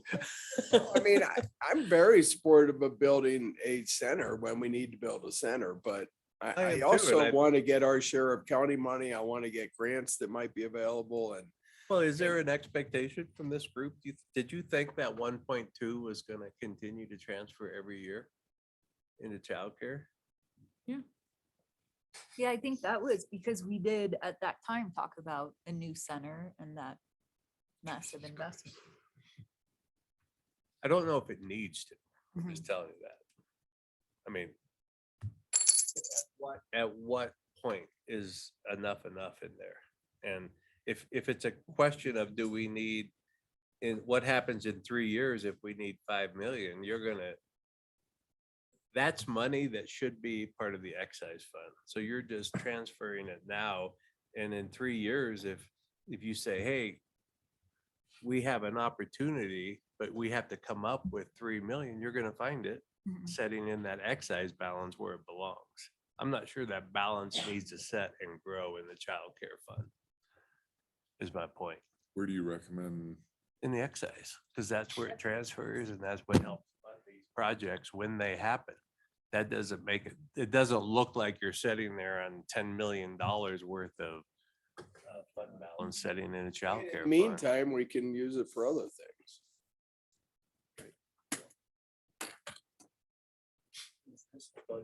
It's where we would possibly add like a site plan for the river corridor? And if so, would there be momentum to add that, like a site study at some point down the road, like a placeholder to look beyond kind of? If you, the other thing is if you, just like here, you want to reserve something 3 years out because you want that money there because it's a priority for the town, then tell me you want to reserve X amount of money in the childcare and we'll make sure it's in there, setting. And it won't be, you won't see it as available funds. But you're talking about the Riverwalk, Yeah, we can jump Yeah, but back to let's finish childcare. childcare, Yeah, I thought we were done because it was quiet. everybody's thinking. I mean, I think that would be fine because it would free it up for immediate use over the next 3 years or something. But it'd also lock it up for years 3 and 4 if we need it. Yeah, you don't necessarily want it, you don't want it, if it's setting in that excise uncommitted, then it's spendable. Yeah. On another project and you could forget, so you forget, this is where you want to say, we want to lock something up. How about locking Because- some planning dollars and We had planning dollars locked in. I don't know. We're gonna show that in the childcare fund. Yeah. I think we need to talk about where it shows up. We have a meeting with finance on Friday to We're getting figure it mixed out, but that's, information. yeah, so I think what's important is, Yeah. I think we talked about it at the retreat, we should plan some design dollars for 2023. And then look at how we can reserve some funds going forward for the purpose of building when you're ready to build. And I would Agree say with that. 3 to 4 And I million, do think the planning money is super important because if we got a grant, shovel ready. exactly. Yeah. And the other thing I did want to mention is that even when the money for a childcare center from the county goes to another town, it still benefits us. Because some of those 371 kids get off the wait list and they're on our wait list. And it benefits the whole community, but it also benefits us. Simply as I can Rumble, state rumble, it. rumble, Sorry for those of you who rumble. can't And I understand. think once we have the wait list numbers, not agree? but the wait list numbers seem to speak that the greatest need is here in the upper. Thank you, Once we Carol. have that, Thank you It backs us up. Mhm. standing up for us guys. You guys think you- And there's an insane amount of housing coming in the next like 5 years. That's Well, gonna and only that's make what it worse. has me kinda, yeah. And Rick, well, go ahead, Todd, you do say your thing, then I'll follow you. I said my thing. I think about the Riverwalk. Yeah, no, I mean, as far as, well, on the housing front, like, we're adding, we've got Alta Verde 1 coming, we've got the stables coming, there's Alta Verde 2 coming. So from a childcare perspective, there's gonna be a big bump up and we're already 330 slots behind. So yeah, I think shovel-ready projects and giddy up. On Riverwalk Which makes sense. dollars, isn't that that top line in, Yeah, for it says the design money? underpass design money. So this year, I want to work on the underpass design due to the grant. I think in 2024, we'll be better positioned to start looking at that overall plan that Todd is eager to do. And I, Opinions about that overall plan, though, that we're gonna. We have to know vote on. that's true. yeah, I don't agree with Troll to 4 Mile Bridge. that I is agree Shouldn't with we have the some Riverwalk. planning money in I don't- before the 3 million? Walk starting into you. from before. We still have it. Yeah, I got money The Riverwalk left. starts at the 'Cause we Transit didn't do Center that and much goes to the south with end of town. Norris. It doesn't go to the Troll. What's the south end of the town? Uh-huh. Okay, got it. I mean, for me, that's the Riverwalk. What was envisioned in the Riverwalk is the Riverwalk. Yeah. I don't agree with going any farther out of those. Well, we can Out do of that. that We can parameter. prioritize. and do Yeah. Well, it would be priority of the- prioritized, but I think we need a work session on. the I think we do Riverwalk. too, because I think there's more than. Because I think that our consultants to do the proper planning need a little more from us we need to be a little more unified. But I think we need maybe 2 planning sessions, but one is kind of sooner as opposed to later, I think. I think we need to get through some things though, with the materials management centers Oh, and yeah. some of that before we really want to dig into the larger plan. And there's funding from the prior design phases, so I don't think we need any more yet. And I can review that as we wrap up, but we can put it into 2024. I think we need a plan for how we're gonna plan. As we, for sure, for this. Pre-plan. The last one. Standing out there giving 7 different answers. Like- No, that's what I'm saying, Rick, is we might need a couple Really of work great. She sessions to crushed it. work through this. For the material management, I still don't think agree to with it. Todd's point, last week or whenever we talked about this, I think it'd be cool if we ran those locations by Norris and just asked like, do you see any red flags Mhm. with this? Because then they have their maps and they have their ideas. And then at least if there was a showstopper, we might Know about it. know about it. Yeah, and I'm not, Maybe, I mean, I think we're hoping that, now we have some things like short-term rental off the plate. We can find some time where we can come in and we can, we have lighter agendas. We can spend a little time and maybe, brush the dust off that, bring Norris back in, talk Would love through a that. few things. So I would love to do that sooner as opposed Yeah. to later. And it Just- might take 2 or 3 sessions. it might, but we've yeah, got to just start bouncing some ideas off. Yeah. We could do it when Eric's gonna be gone someday. As Todd's, the ice rink to Kremlin idea. Fair play to Kremlin. Yeah. just to be clear, I'm not proposing like a 4-lane superhighway with berms and jumps and features and No features, elements. 4 lanes. yeah, no, it's, I'm not looking for elements from the Troll. Transport. But- Berms and jumps. But I want to look at it as a group to see what opportunities are out there to, make it good. Be nice to have, we definitely should have a plan about going to dinner tonight. Yeah, well, it's come. We have a plan. Okay. I'm working on it. Oh, Very good. Go ahead, Dick, what were you gonna add? Just when we come back to finalize and we talked about this some this afternoon in housing, I'm just feeling a need to do a real analysis on our debt in a kind of a 10-year lookout. Oh, what's the, a spreadsheet with a performer for the next 10 years? And what are the debt balances? Or what are we, what's gonna be the peak time for our debt and how far do we at? And then maybe the flip to that is kind of do the same with our reserve funds. Is there any of the reserve funds, getting too big that could be utilized to address some of the debt or address some of the projects or such and kind of look at them We used to together. do that at every budget meeting. Sometimes we will look at every fund balance. There's 20 funds. You will look at every fund balance, you will understand, and you will see what is basically what we would call discretionary, non-discretionary spending that you have. So, you may have, a large fund balance in a utility fund, but you can't touch it, right? It's for Right. certain things, Right. golf, et cetera. And you'll know what that number is. And you'll see every fund. We'll make sure that we look at debt, so you get a good picture of what our debt. We had the temporary director we had for a while, Mindy, did an audit on all of our debt out there. before she left, so we know where that's setting. And Good.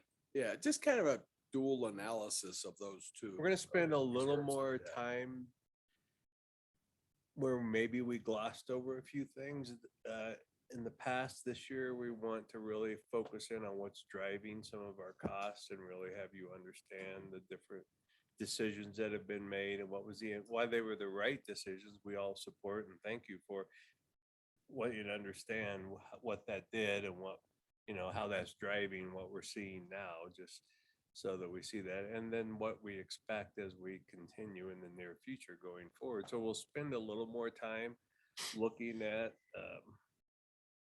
everything on there. I mean, I can tell you, as an example, when we say that, well, you're going to see an $850,000 increase in personnel related costs for just all things recreation center. Wow. Yeah, but 197,000 of that 800 is because of the $2 an hour bump we gave for just, so we're really breaking it down and understanding what that did to each of those, It right? was about 170 for the full-time folks for the $2 and about 270 for the part-time seasonal Yeah, folks. the total was So- over 400, right? It was Right. half of that. Well, Yeah. yeah. So we'll talk to you about that. So there's a really clear understanding of what's driving those increases. To allow us to see a bigger picture so that otherwise we can, get so fired up about stuff and, I just. Huh? It's easy to do a one-off. It is. So we'll let you know. Once we've had time, we'll let you know what time we want to start on, but that's October 11th. I don't know if we need to start. We have started at noon before in here and gone through this stuff. We try to keep a very light agenda that day if we plan can, on noon. but I'm guessing that I don't think we'll start at noon, but it'll probably be earlier than 3. So it'll be somewhere, maybe 1, 2 o'clock. I don't know. We'll let you know. We need to have plenty of time. This isn't something. Yeah, we don't want to rush through. Exactly. We need plenty of time. But even if we start at, 1 and we run up to 6 before, that's 5 hours of just looking at. Is that the budget budgets. retreat? Yeah. What did we just have? What retreat was that? Planning retreat. Oh. Just a general retreat. General retreat. Yeah, were you there? A I was- general I just- retreat. I just don't retreat. I'm forward. Oh, Yeah. we changed the I'm name. like Patton. We're the budget forward is what we're doing. Anything else on here before I have a couple items I want to go over real quick before we break for dinner. Good on Is it okay with CIP? you, Yeah, Jeffrey? that's fine. We'll run it by pro temp. Dad, tell him it's gotta be quick though. Yeah. Go ahead. Just under updates from me, we received the annexation petition for Entrada. And so we're going through and it looks like that it meets the criteria. So we do what's called a sufficiency resolution, which we'll be bringing back to you on September 27th for adoption. I think that basically it doesn't mean that it's getting annexed, right? It just means it meets the. No, definitely not. It does not mean we're annexing it.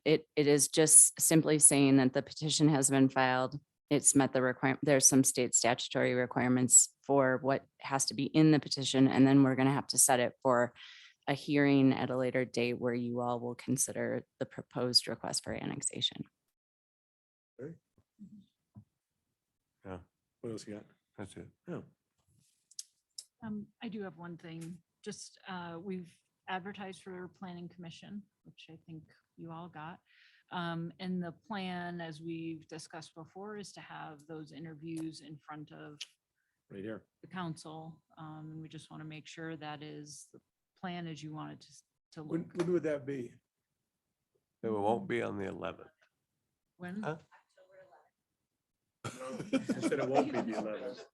That's the retreat. We'll come back to you with the date. Okay. But. Yeah. And so the plan is, if we remember correctly, when we were reviewing that, is that it's planning commission. BOSAC and Liquor and Marijuana Authority. All at one night? No, those are the ones that we would do That you interviews want in to front of you interview. as opposed to some of our other boards and commissions that aren't established by the charter.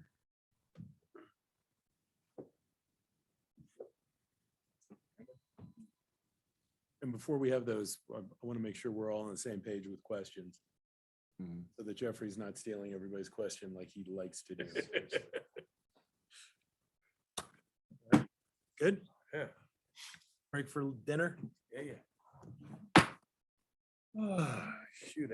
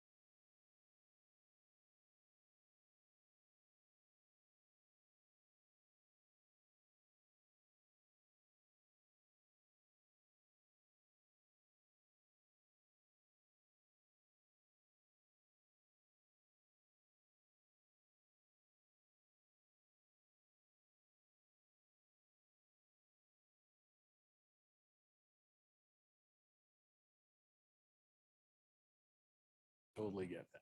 Yeah.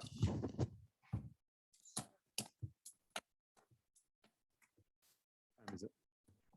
Oh, it's close. Yeah, we get a vote. 30 seconds. God needs to make another deal. That's how quick he is. That's how good he He is. sells dreams. Yeah. He does. Dream peddler. Yeah, dream peddler. RB. With an STR in it. Or a vacation rental. Vacation, yeah.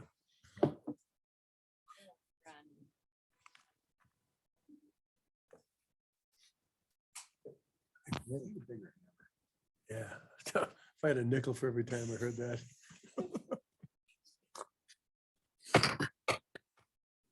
I'd like to call the meeting to order, the town council regular meeting for Tuesday, September 13th, 2022. It is 7 PM. Roll call, please. Ms. Owens.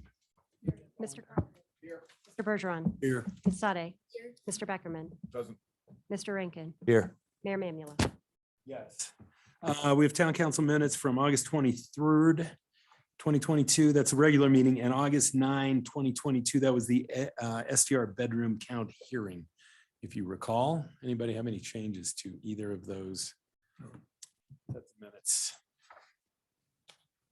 It's for both meetings stand as presented.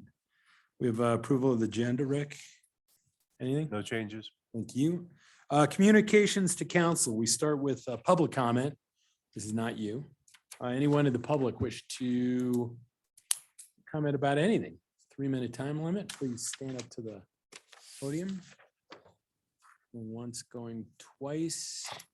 Public comment is closed. And now, Clips Theater update with the Honorable Gary Martinez and company. Oh, honorable. Gary Martinez, I'm here tonight on behalf of the Breckenridge Film Festival. I'll make some introduction in just a moment. But Breck Film, what was known as Breckenridge Film Festival has undergone some changes this past year. So tonight when I talk, we're going to talk about Breck Film, which is now the overarching entity that has two operating entities under it, Breck Film Festival, and then now the Eclipse Theater. So Breck Film Festival, Eclipse. I'm here tonight with a brief update on the Eclipse Theater. But first, I wanted to do a couple intros and a plug for Breckenridge Film Festival. Introductions are these. We have three board members here tonight. Marty Ferris.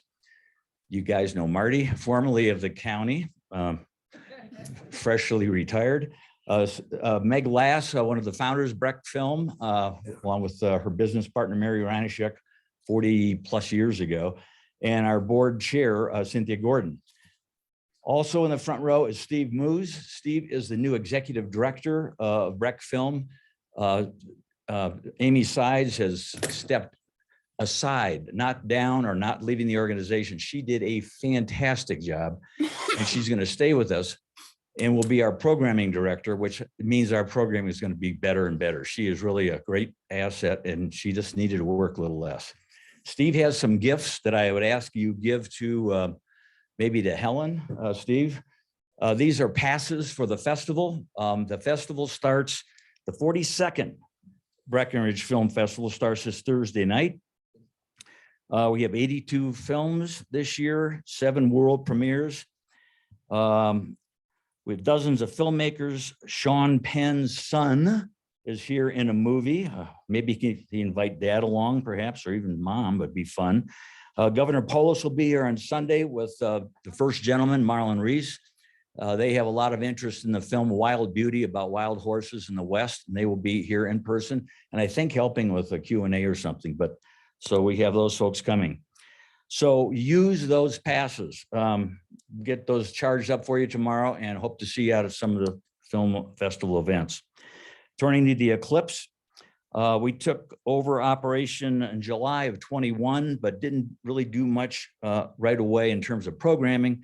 We did a lot of other things, a lot of cleaning up, new furnishings, a lot of painting, ticket system.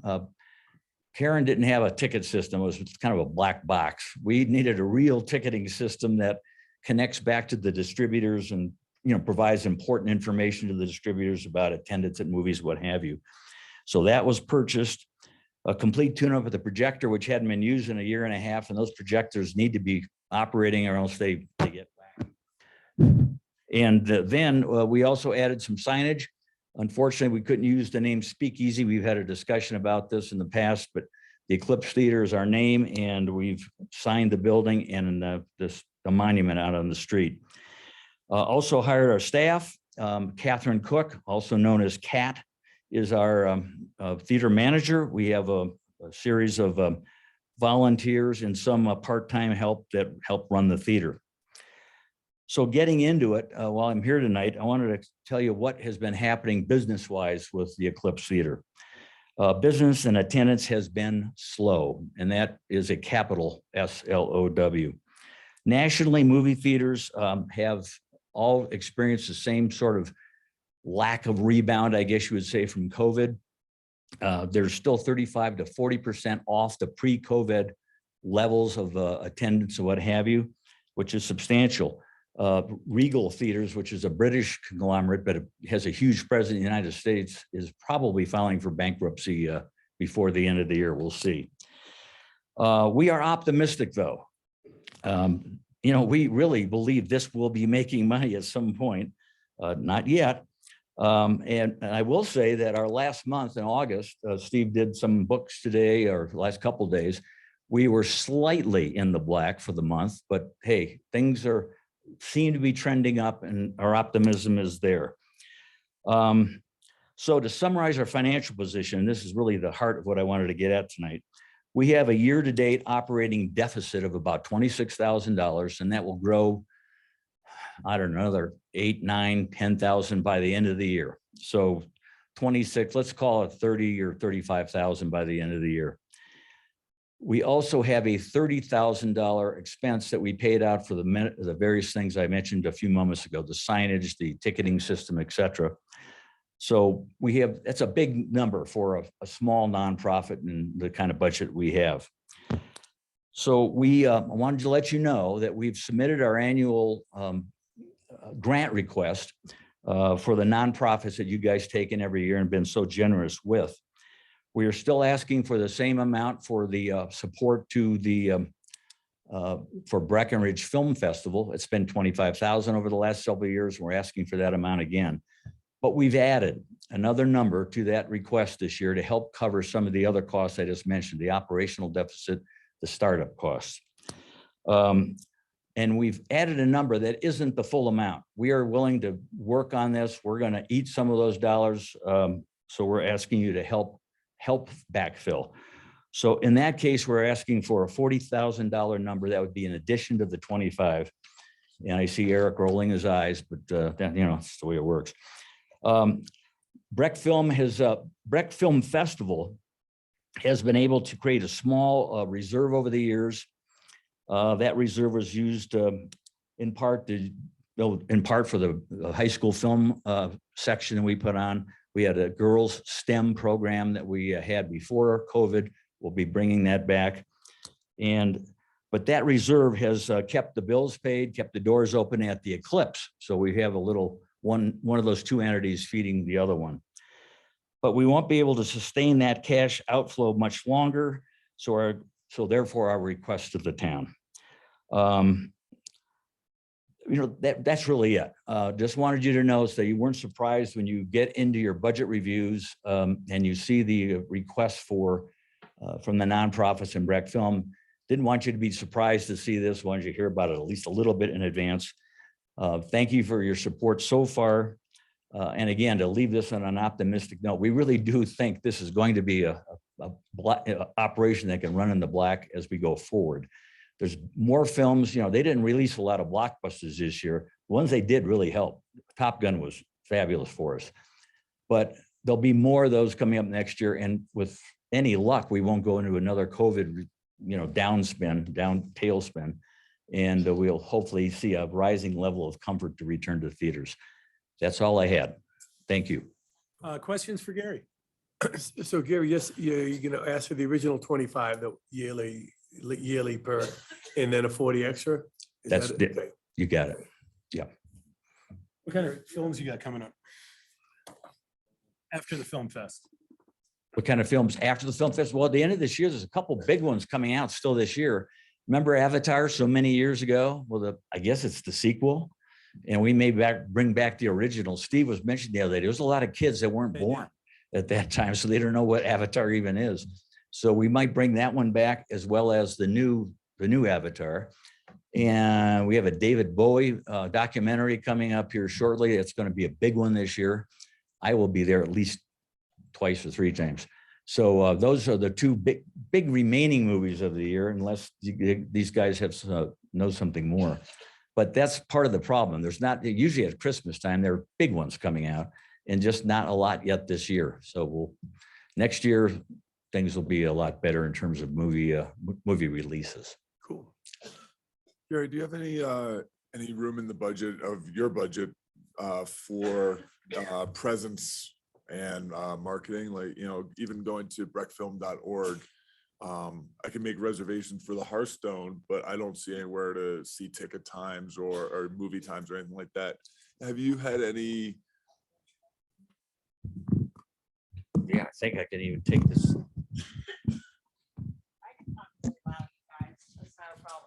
No, but it's got the recorder's got to pick it up. It's for the Zoom crowd. So the question was about our website. We've had a lot of problems and a lot of concerns about our website. We don't have the funds to hire a website manager for that at this point, but it is absolutely the first thing after the festival. We have a list of after the festival things to do. And the number one thing really is to deal with the website for the Eclipse Theater. So that's all I can tell you is it's absolutely our top priority. We understand people are having trouble finding tickets. On the website? The movies are not, so there's a They're there. ticketing. Yeah, they're right under the Eclipse. You just have to scroll down. We're gonna get that fixed after the festival. But you just barely scroll down below the app. No, it is. Also, just to the left of the Eclipse logo is a link you can click on. Dick can tell you because he's done it a few times. You click on that link and it takes you to our ticketing platform, which then tells you That's for the. what's Oh, that's showing film stuff, right yeah. now. We fully acknowledge that probably has caused some of the lack of skills as well, but that can be fixed. Oh, That's there it something is. we will fix. Any other questions? I've heard nothing but positive comments from some friends at Mountain Dreamers, and I think you all had another partnership with Building Hope, but those partnership events have been. Yeah, thanks, Carol. We promised Kelly and others were on the phone call that day, there'd be other types of programming we'd bring in. And frankly, this year, just getting our feet underneath us has been a bit of a challenge. But we did, as Carol pointed out, do a couple things. We did do the Buzz Lightyear movie in Spanish, had a weak attendance, but we want to do more of that. But we also, in that process, really had some good connections to some of the Hispanic organizations, which I think is great for us, and we'll build on that as we go forward. The other was a sellout at the Eclipse Theater, which is a little over 150 seats.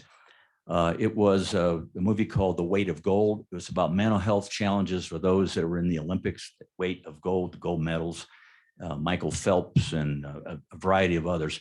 It was a great, a thought-provoking and important topic to cover at this time, but even more important was the panel that talked afterwards about it. So it was a real good attempt to get into those other kinds of programming that we know the community wants, and we'll continue to try to add that on better as we get a little more sound financially as well.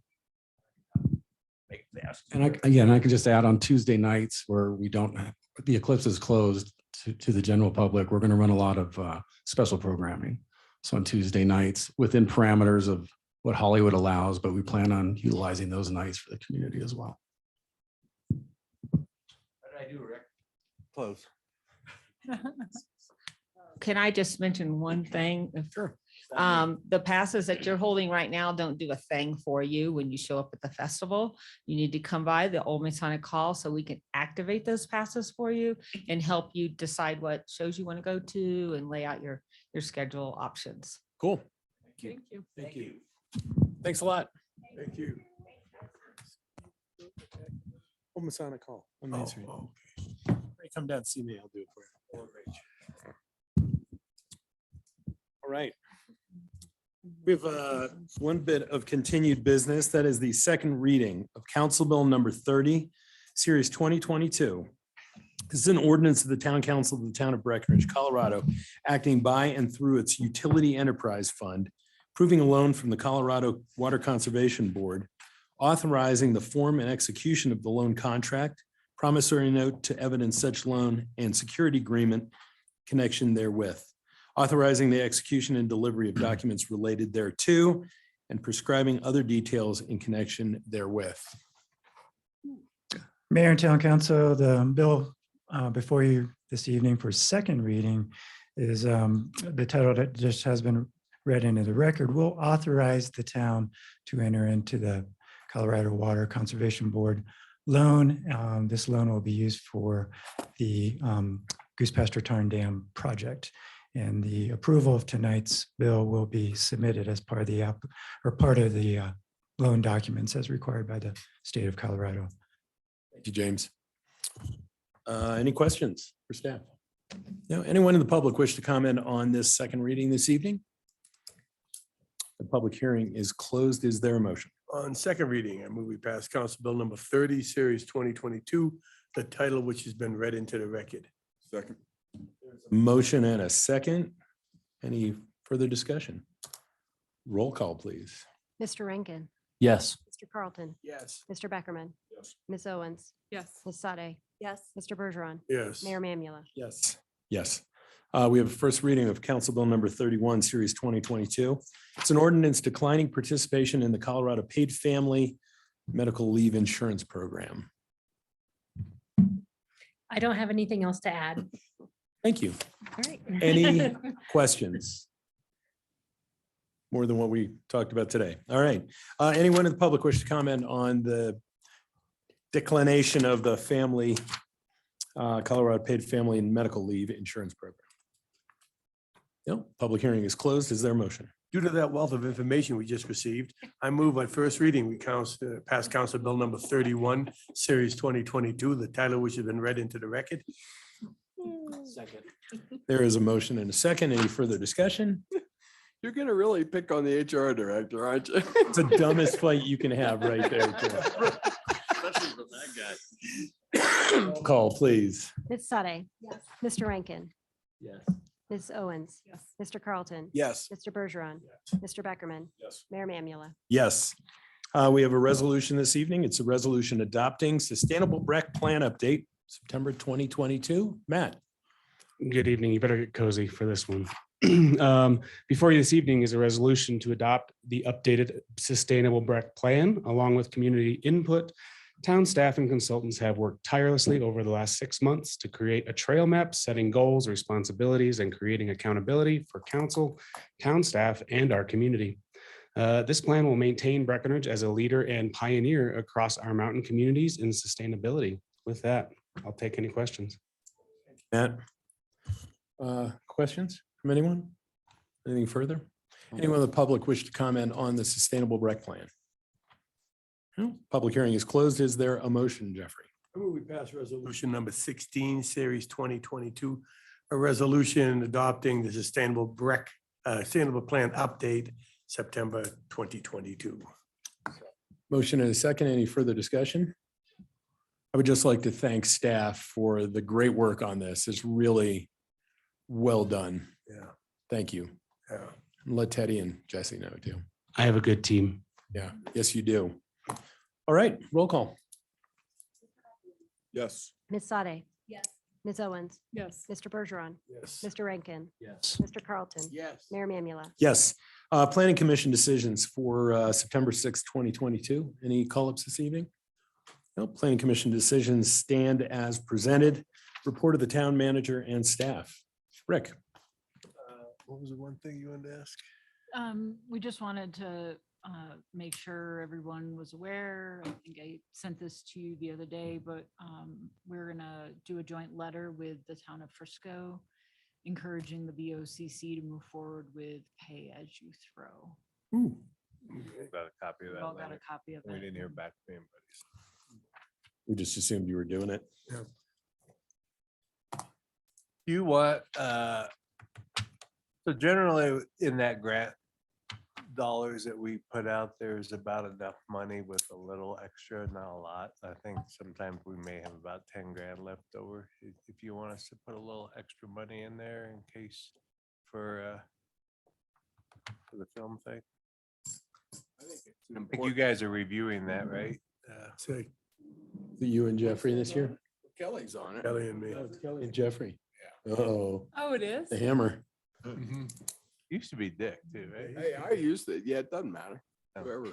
Whoever's doing it. As long as somebody's gonna make sure old tight pants over there loosens his pockets a little. Take care of the pennies, the dollars take care of themselves. But that said, yeah, I think we should do whatever we can for the film fest. Yeah. You know, I think that this whole COVID. I mean, it's a tough time. It's Yeah. at some point, it's got to become where it can stand on its own 2 feet, but at least for a while, we've had to prop it up a little bit. That's for sure. And Yeah. I think the Film Fest does fine with what we give it. It's the Eclipse. Yeah, it's a clip sometimes. but yeah. That's an important thing we have in town. They just gotta. Yeah. Well, it's just this All right, impossible let's go. world with COVID, all that's That's going on. all, Eric. Thank you. Report of the mayor and council members, no cast or MMC. We did that last time. Open space, Jeffrey. No meeting. Tourism, no meeting. history. One thing, so the Sally Barber project is almost complete, so it's likely they're gonna throw an opening celebration, and Larry Crispell and that whole team did an amazing job, but I'll ask Larissa to pass it on to Peyton to pass it on. to Sweet. us. We have been talking about that for Mhm. open house over there. Yeah. Cool.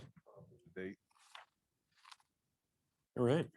Creative arts, Mr. Rankin. No official meeting, some finance committee meetings, but we'll get into more of those details in the future. All the stuff is still on Moonstone that I asked about. Oh, maybe I didn't ask about it in public, but the signs for the trail mix that ended on the 21st are still up there, and the unicorns up there, and the mushrooms, which is fine if the unicorn and mushrooms are up there, but the signs really need to come down. Thank you. I would have taken them down myself, but I was riding and I didn't want to carry them. Carry the unicorn with you. and- That would have been cool. I mean, the unicorn's cool. It can stay in the woods. I don't care about that. It's just that the signage needs to come down. It looks like somebody's not doing their The job. So. uniform is kind of scary. It kind of sneaks up on you. It scared me. I thought I was having one of those promised flashbacks. Events. Got it. Oh, Right? okay. Iowa Hill also. Events? You're taking care of it? Nothing to add if people have questions. Okay. Childcare. Jay? We didn't have an official meeting, but it's been like 3 months. And so I did reach out to the directors and just to get a feel from our previous conversations that we had of, underutilization and not be able to hire. And, we touched on a lot of this earlier, but the overriding theme was that the increase in pay has provided some stability in the staffing of these organizations. And the increase in some of the salaries has enabled some of the longer tenured staff members to see a path forward where they can actually stay in the community, staying with the facility, and be in a leadership role. And a lot of just very positive movement forward since we've talked about it last. And so it's very encouraging. Excellent. Good job, Jay. He's good. He is good. He's very good. He's firm but fair. Housing, anything to add? No, we had a good discussion today. Yeah, I talked for an hour or so about Stilson. So, and we're gonna meet again before we bring it to everyone. That's it. Yeah, good stuff. Cool. And equity. We have not had a meeting. All right. Other matters. Monday. I have one. Yeah, please. Just for public information. Shannon and Pete and I came upon a campfire, unattended campfire on Lincoln Meadows with 3-foot flames last weekend. And just want to, that they are upping the fire danger, I guess. But the whole wrap is with all this moisture we have, and then that made the grass grow, then it dried out, that, the wildfire again is an issue. So until we have the first snowfall, I just, whatever we can do, PSI, let people know that this is a concern. I feel like there's so many people that are camping up Prospect now. Yeah. I feel like there should be a sign at the bottom that just says, I don't know if the Forest Service can do that, or that just says fire danger high, just so people know on their way up. Or I don't know if they have Red, White, and Blue has manpower, but just weekends have a community, fire guy go, just drive There up are there. people up there Yeah, every morning when I ride. If I ride up there, they're all over the place. yeah, it's crazy. Everybody's being cool. It's just, Yeah. But this was frightening. that is super not cool. Yeah. I had a meeting with the regional director of the Department of Health and Human Services. She came by to visit, and they have a bunch of information. They are the umbrella organization over administration for children and families. So there's money for that. There is substance abuse and mental health. There is Secretary of Health, the Food and Drug Administration. So they cover a lot of stuff. And she was saying that while most of their funding goes through the state, she works with the Polis administration on a constant basis to get money. So I have this and I have her stuff, and it's the kind of thing that the childcare centers need. So her name's Lily Grigo. She was the census lady that came and talked to us about the census, and now she's working for the Biden administration, and she's great. She has a lot of energy. So it was a really cool meeting, and there's a lot of there's federal money that we need to access. So here's some info about it. I'll give it to these guys. Yeah. Anything else? I got one? Yeah, please.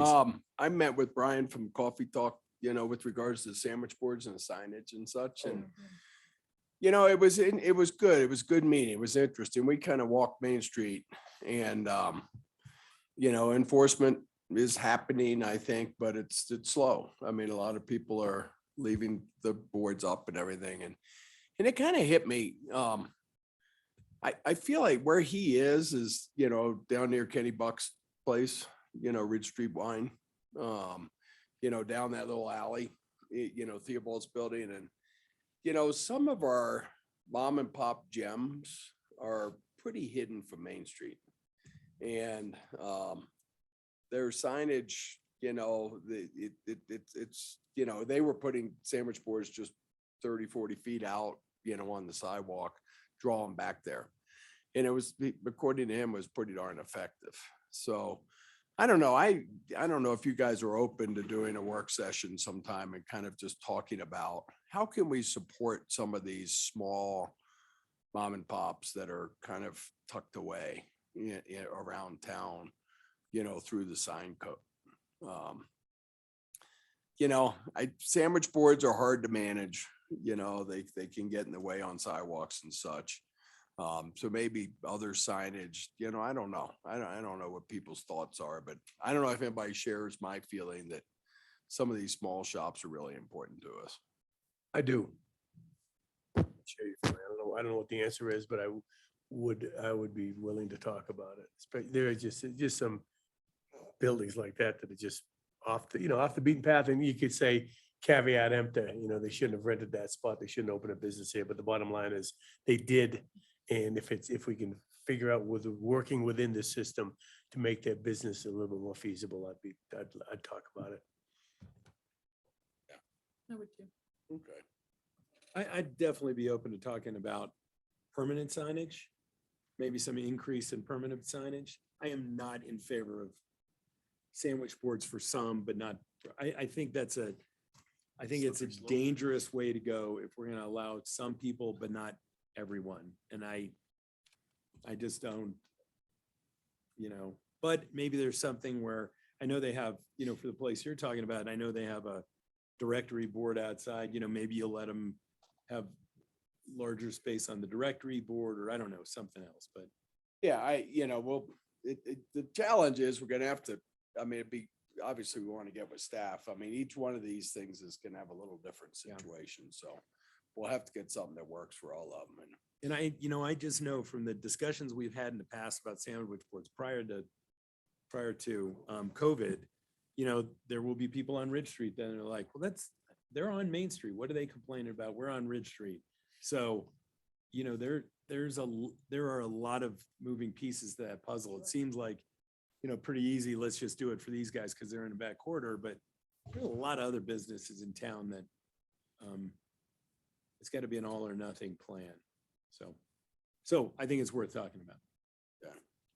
What's next steps? I mean, do we have staff look at it and do? I think what we want to do is we'll brush the dust up that task force study that we had shared with you and just get it scheduled. I think generally it'd be, let us talk about it. I don't know if we want to vet anything internally so we could bring some potential options back to you on that. Because the challenge is going to be, it's very hard to design something around that just, you know, works for a few businesses or this and that. Well, just frontage to the road, I guess, some kind of criteria like that. And it doesn't matter if it's Main Street, Ridge Street, Park, whatever, you know, if you don't have any frontage to a road. And you know, my motivation is to try to help keep these really unique shops that bring the character of town alive. Yep. So. Yeah, let's talk about it at some point. I will look and see what we do, if we're gonna do a little bit of internal vetting first, and then we'll get it scheduled at some point. Okay, good, thanks. Anything else? All right. We open the door, we're talking about STRs.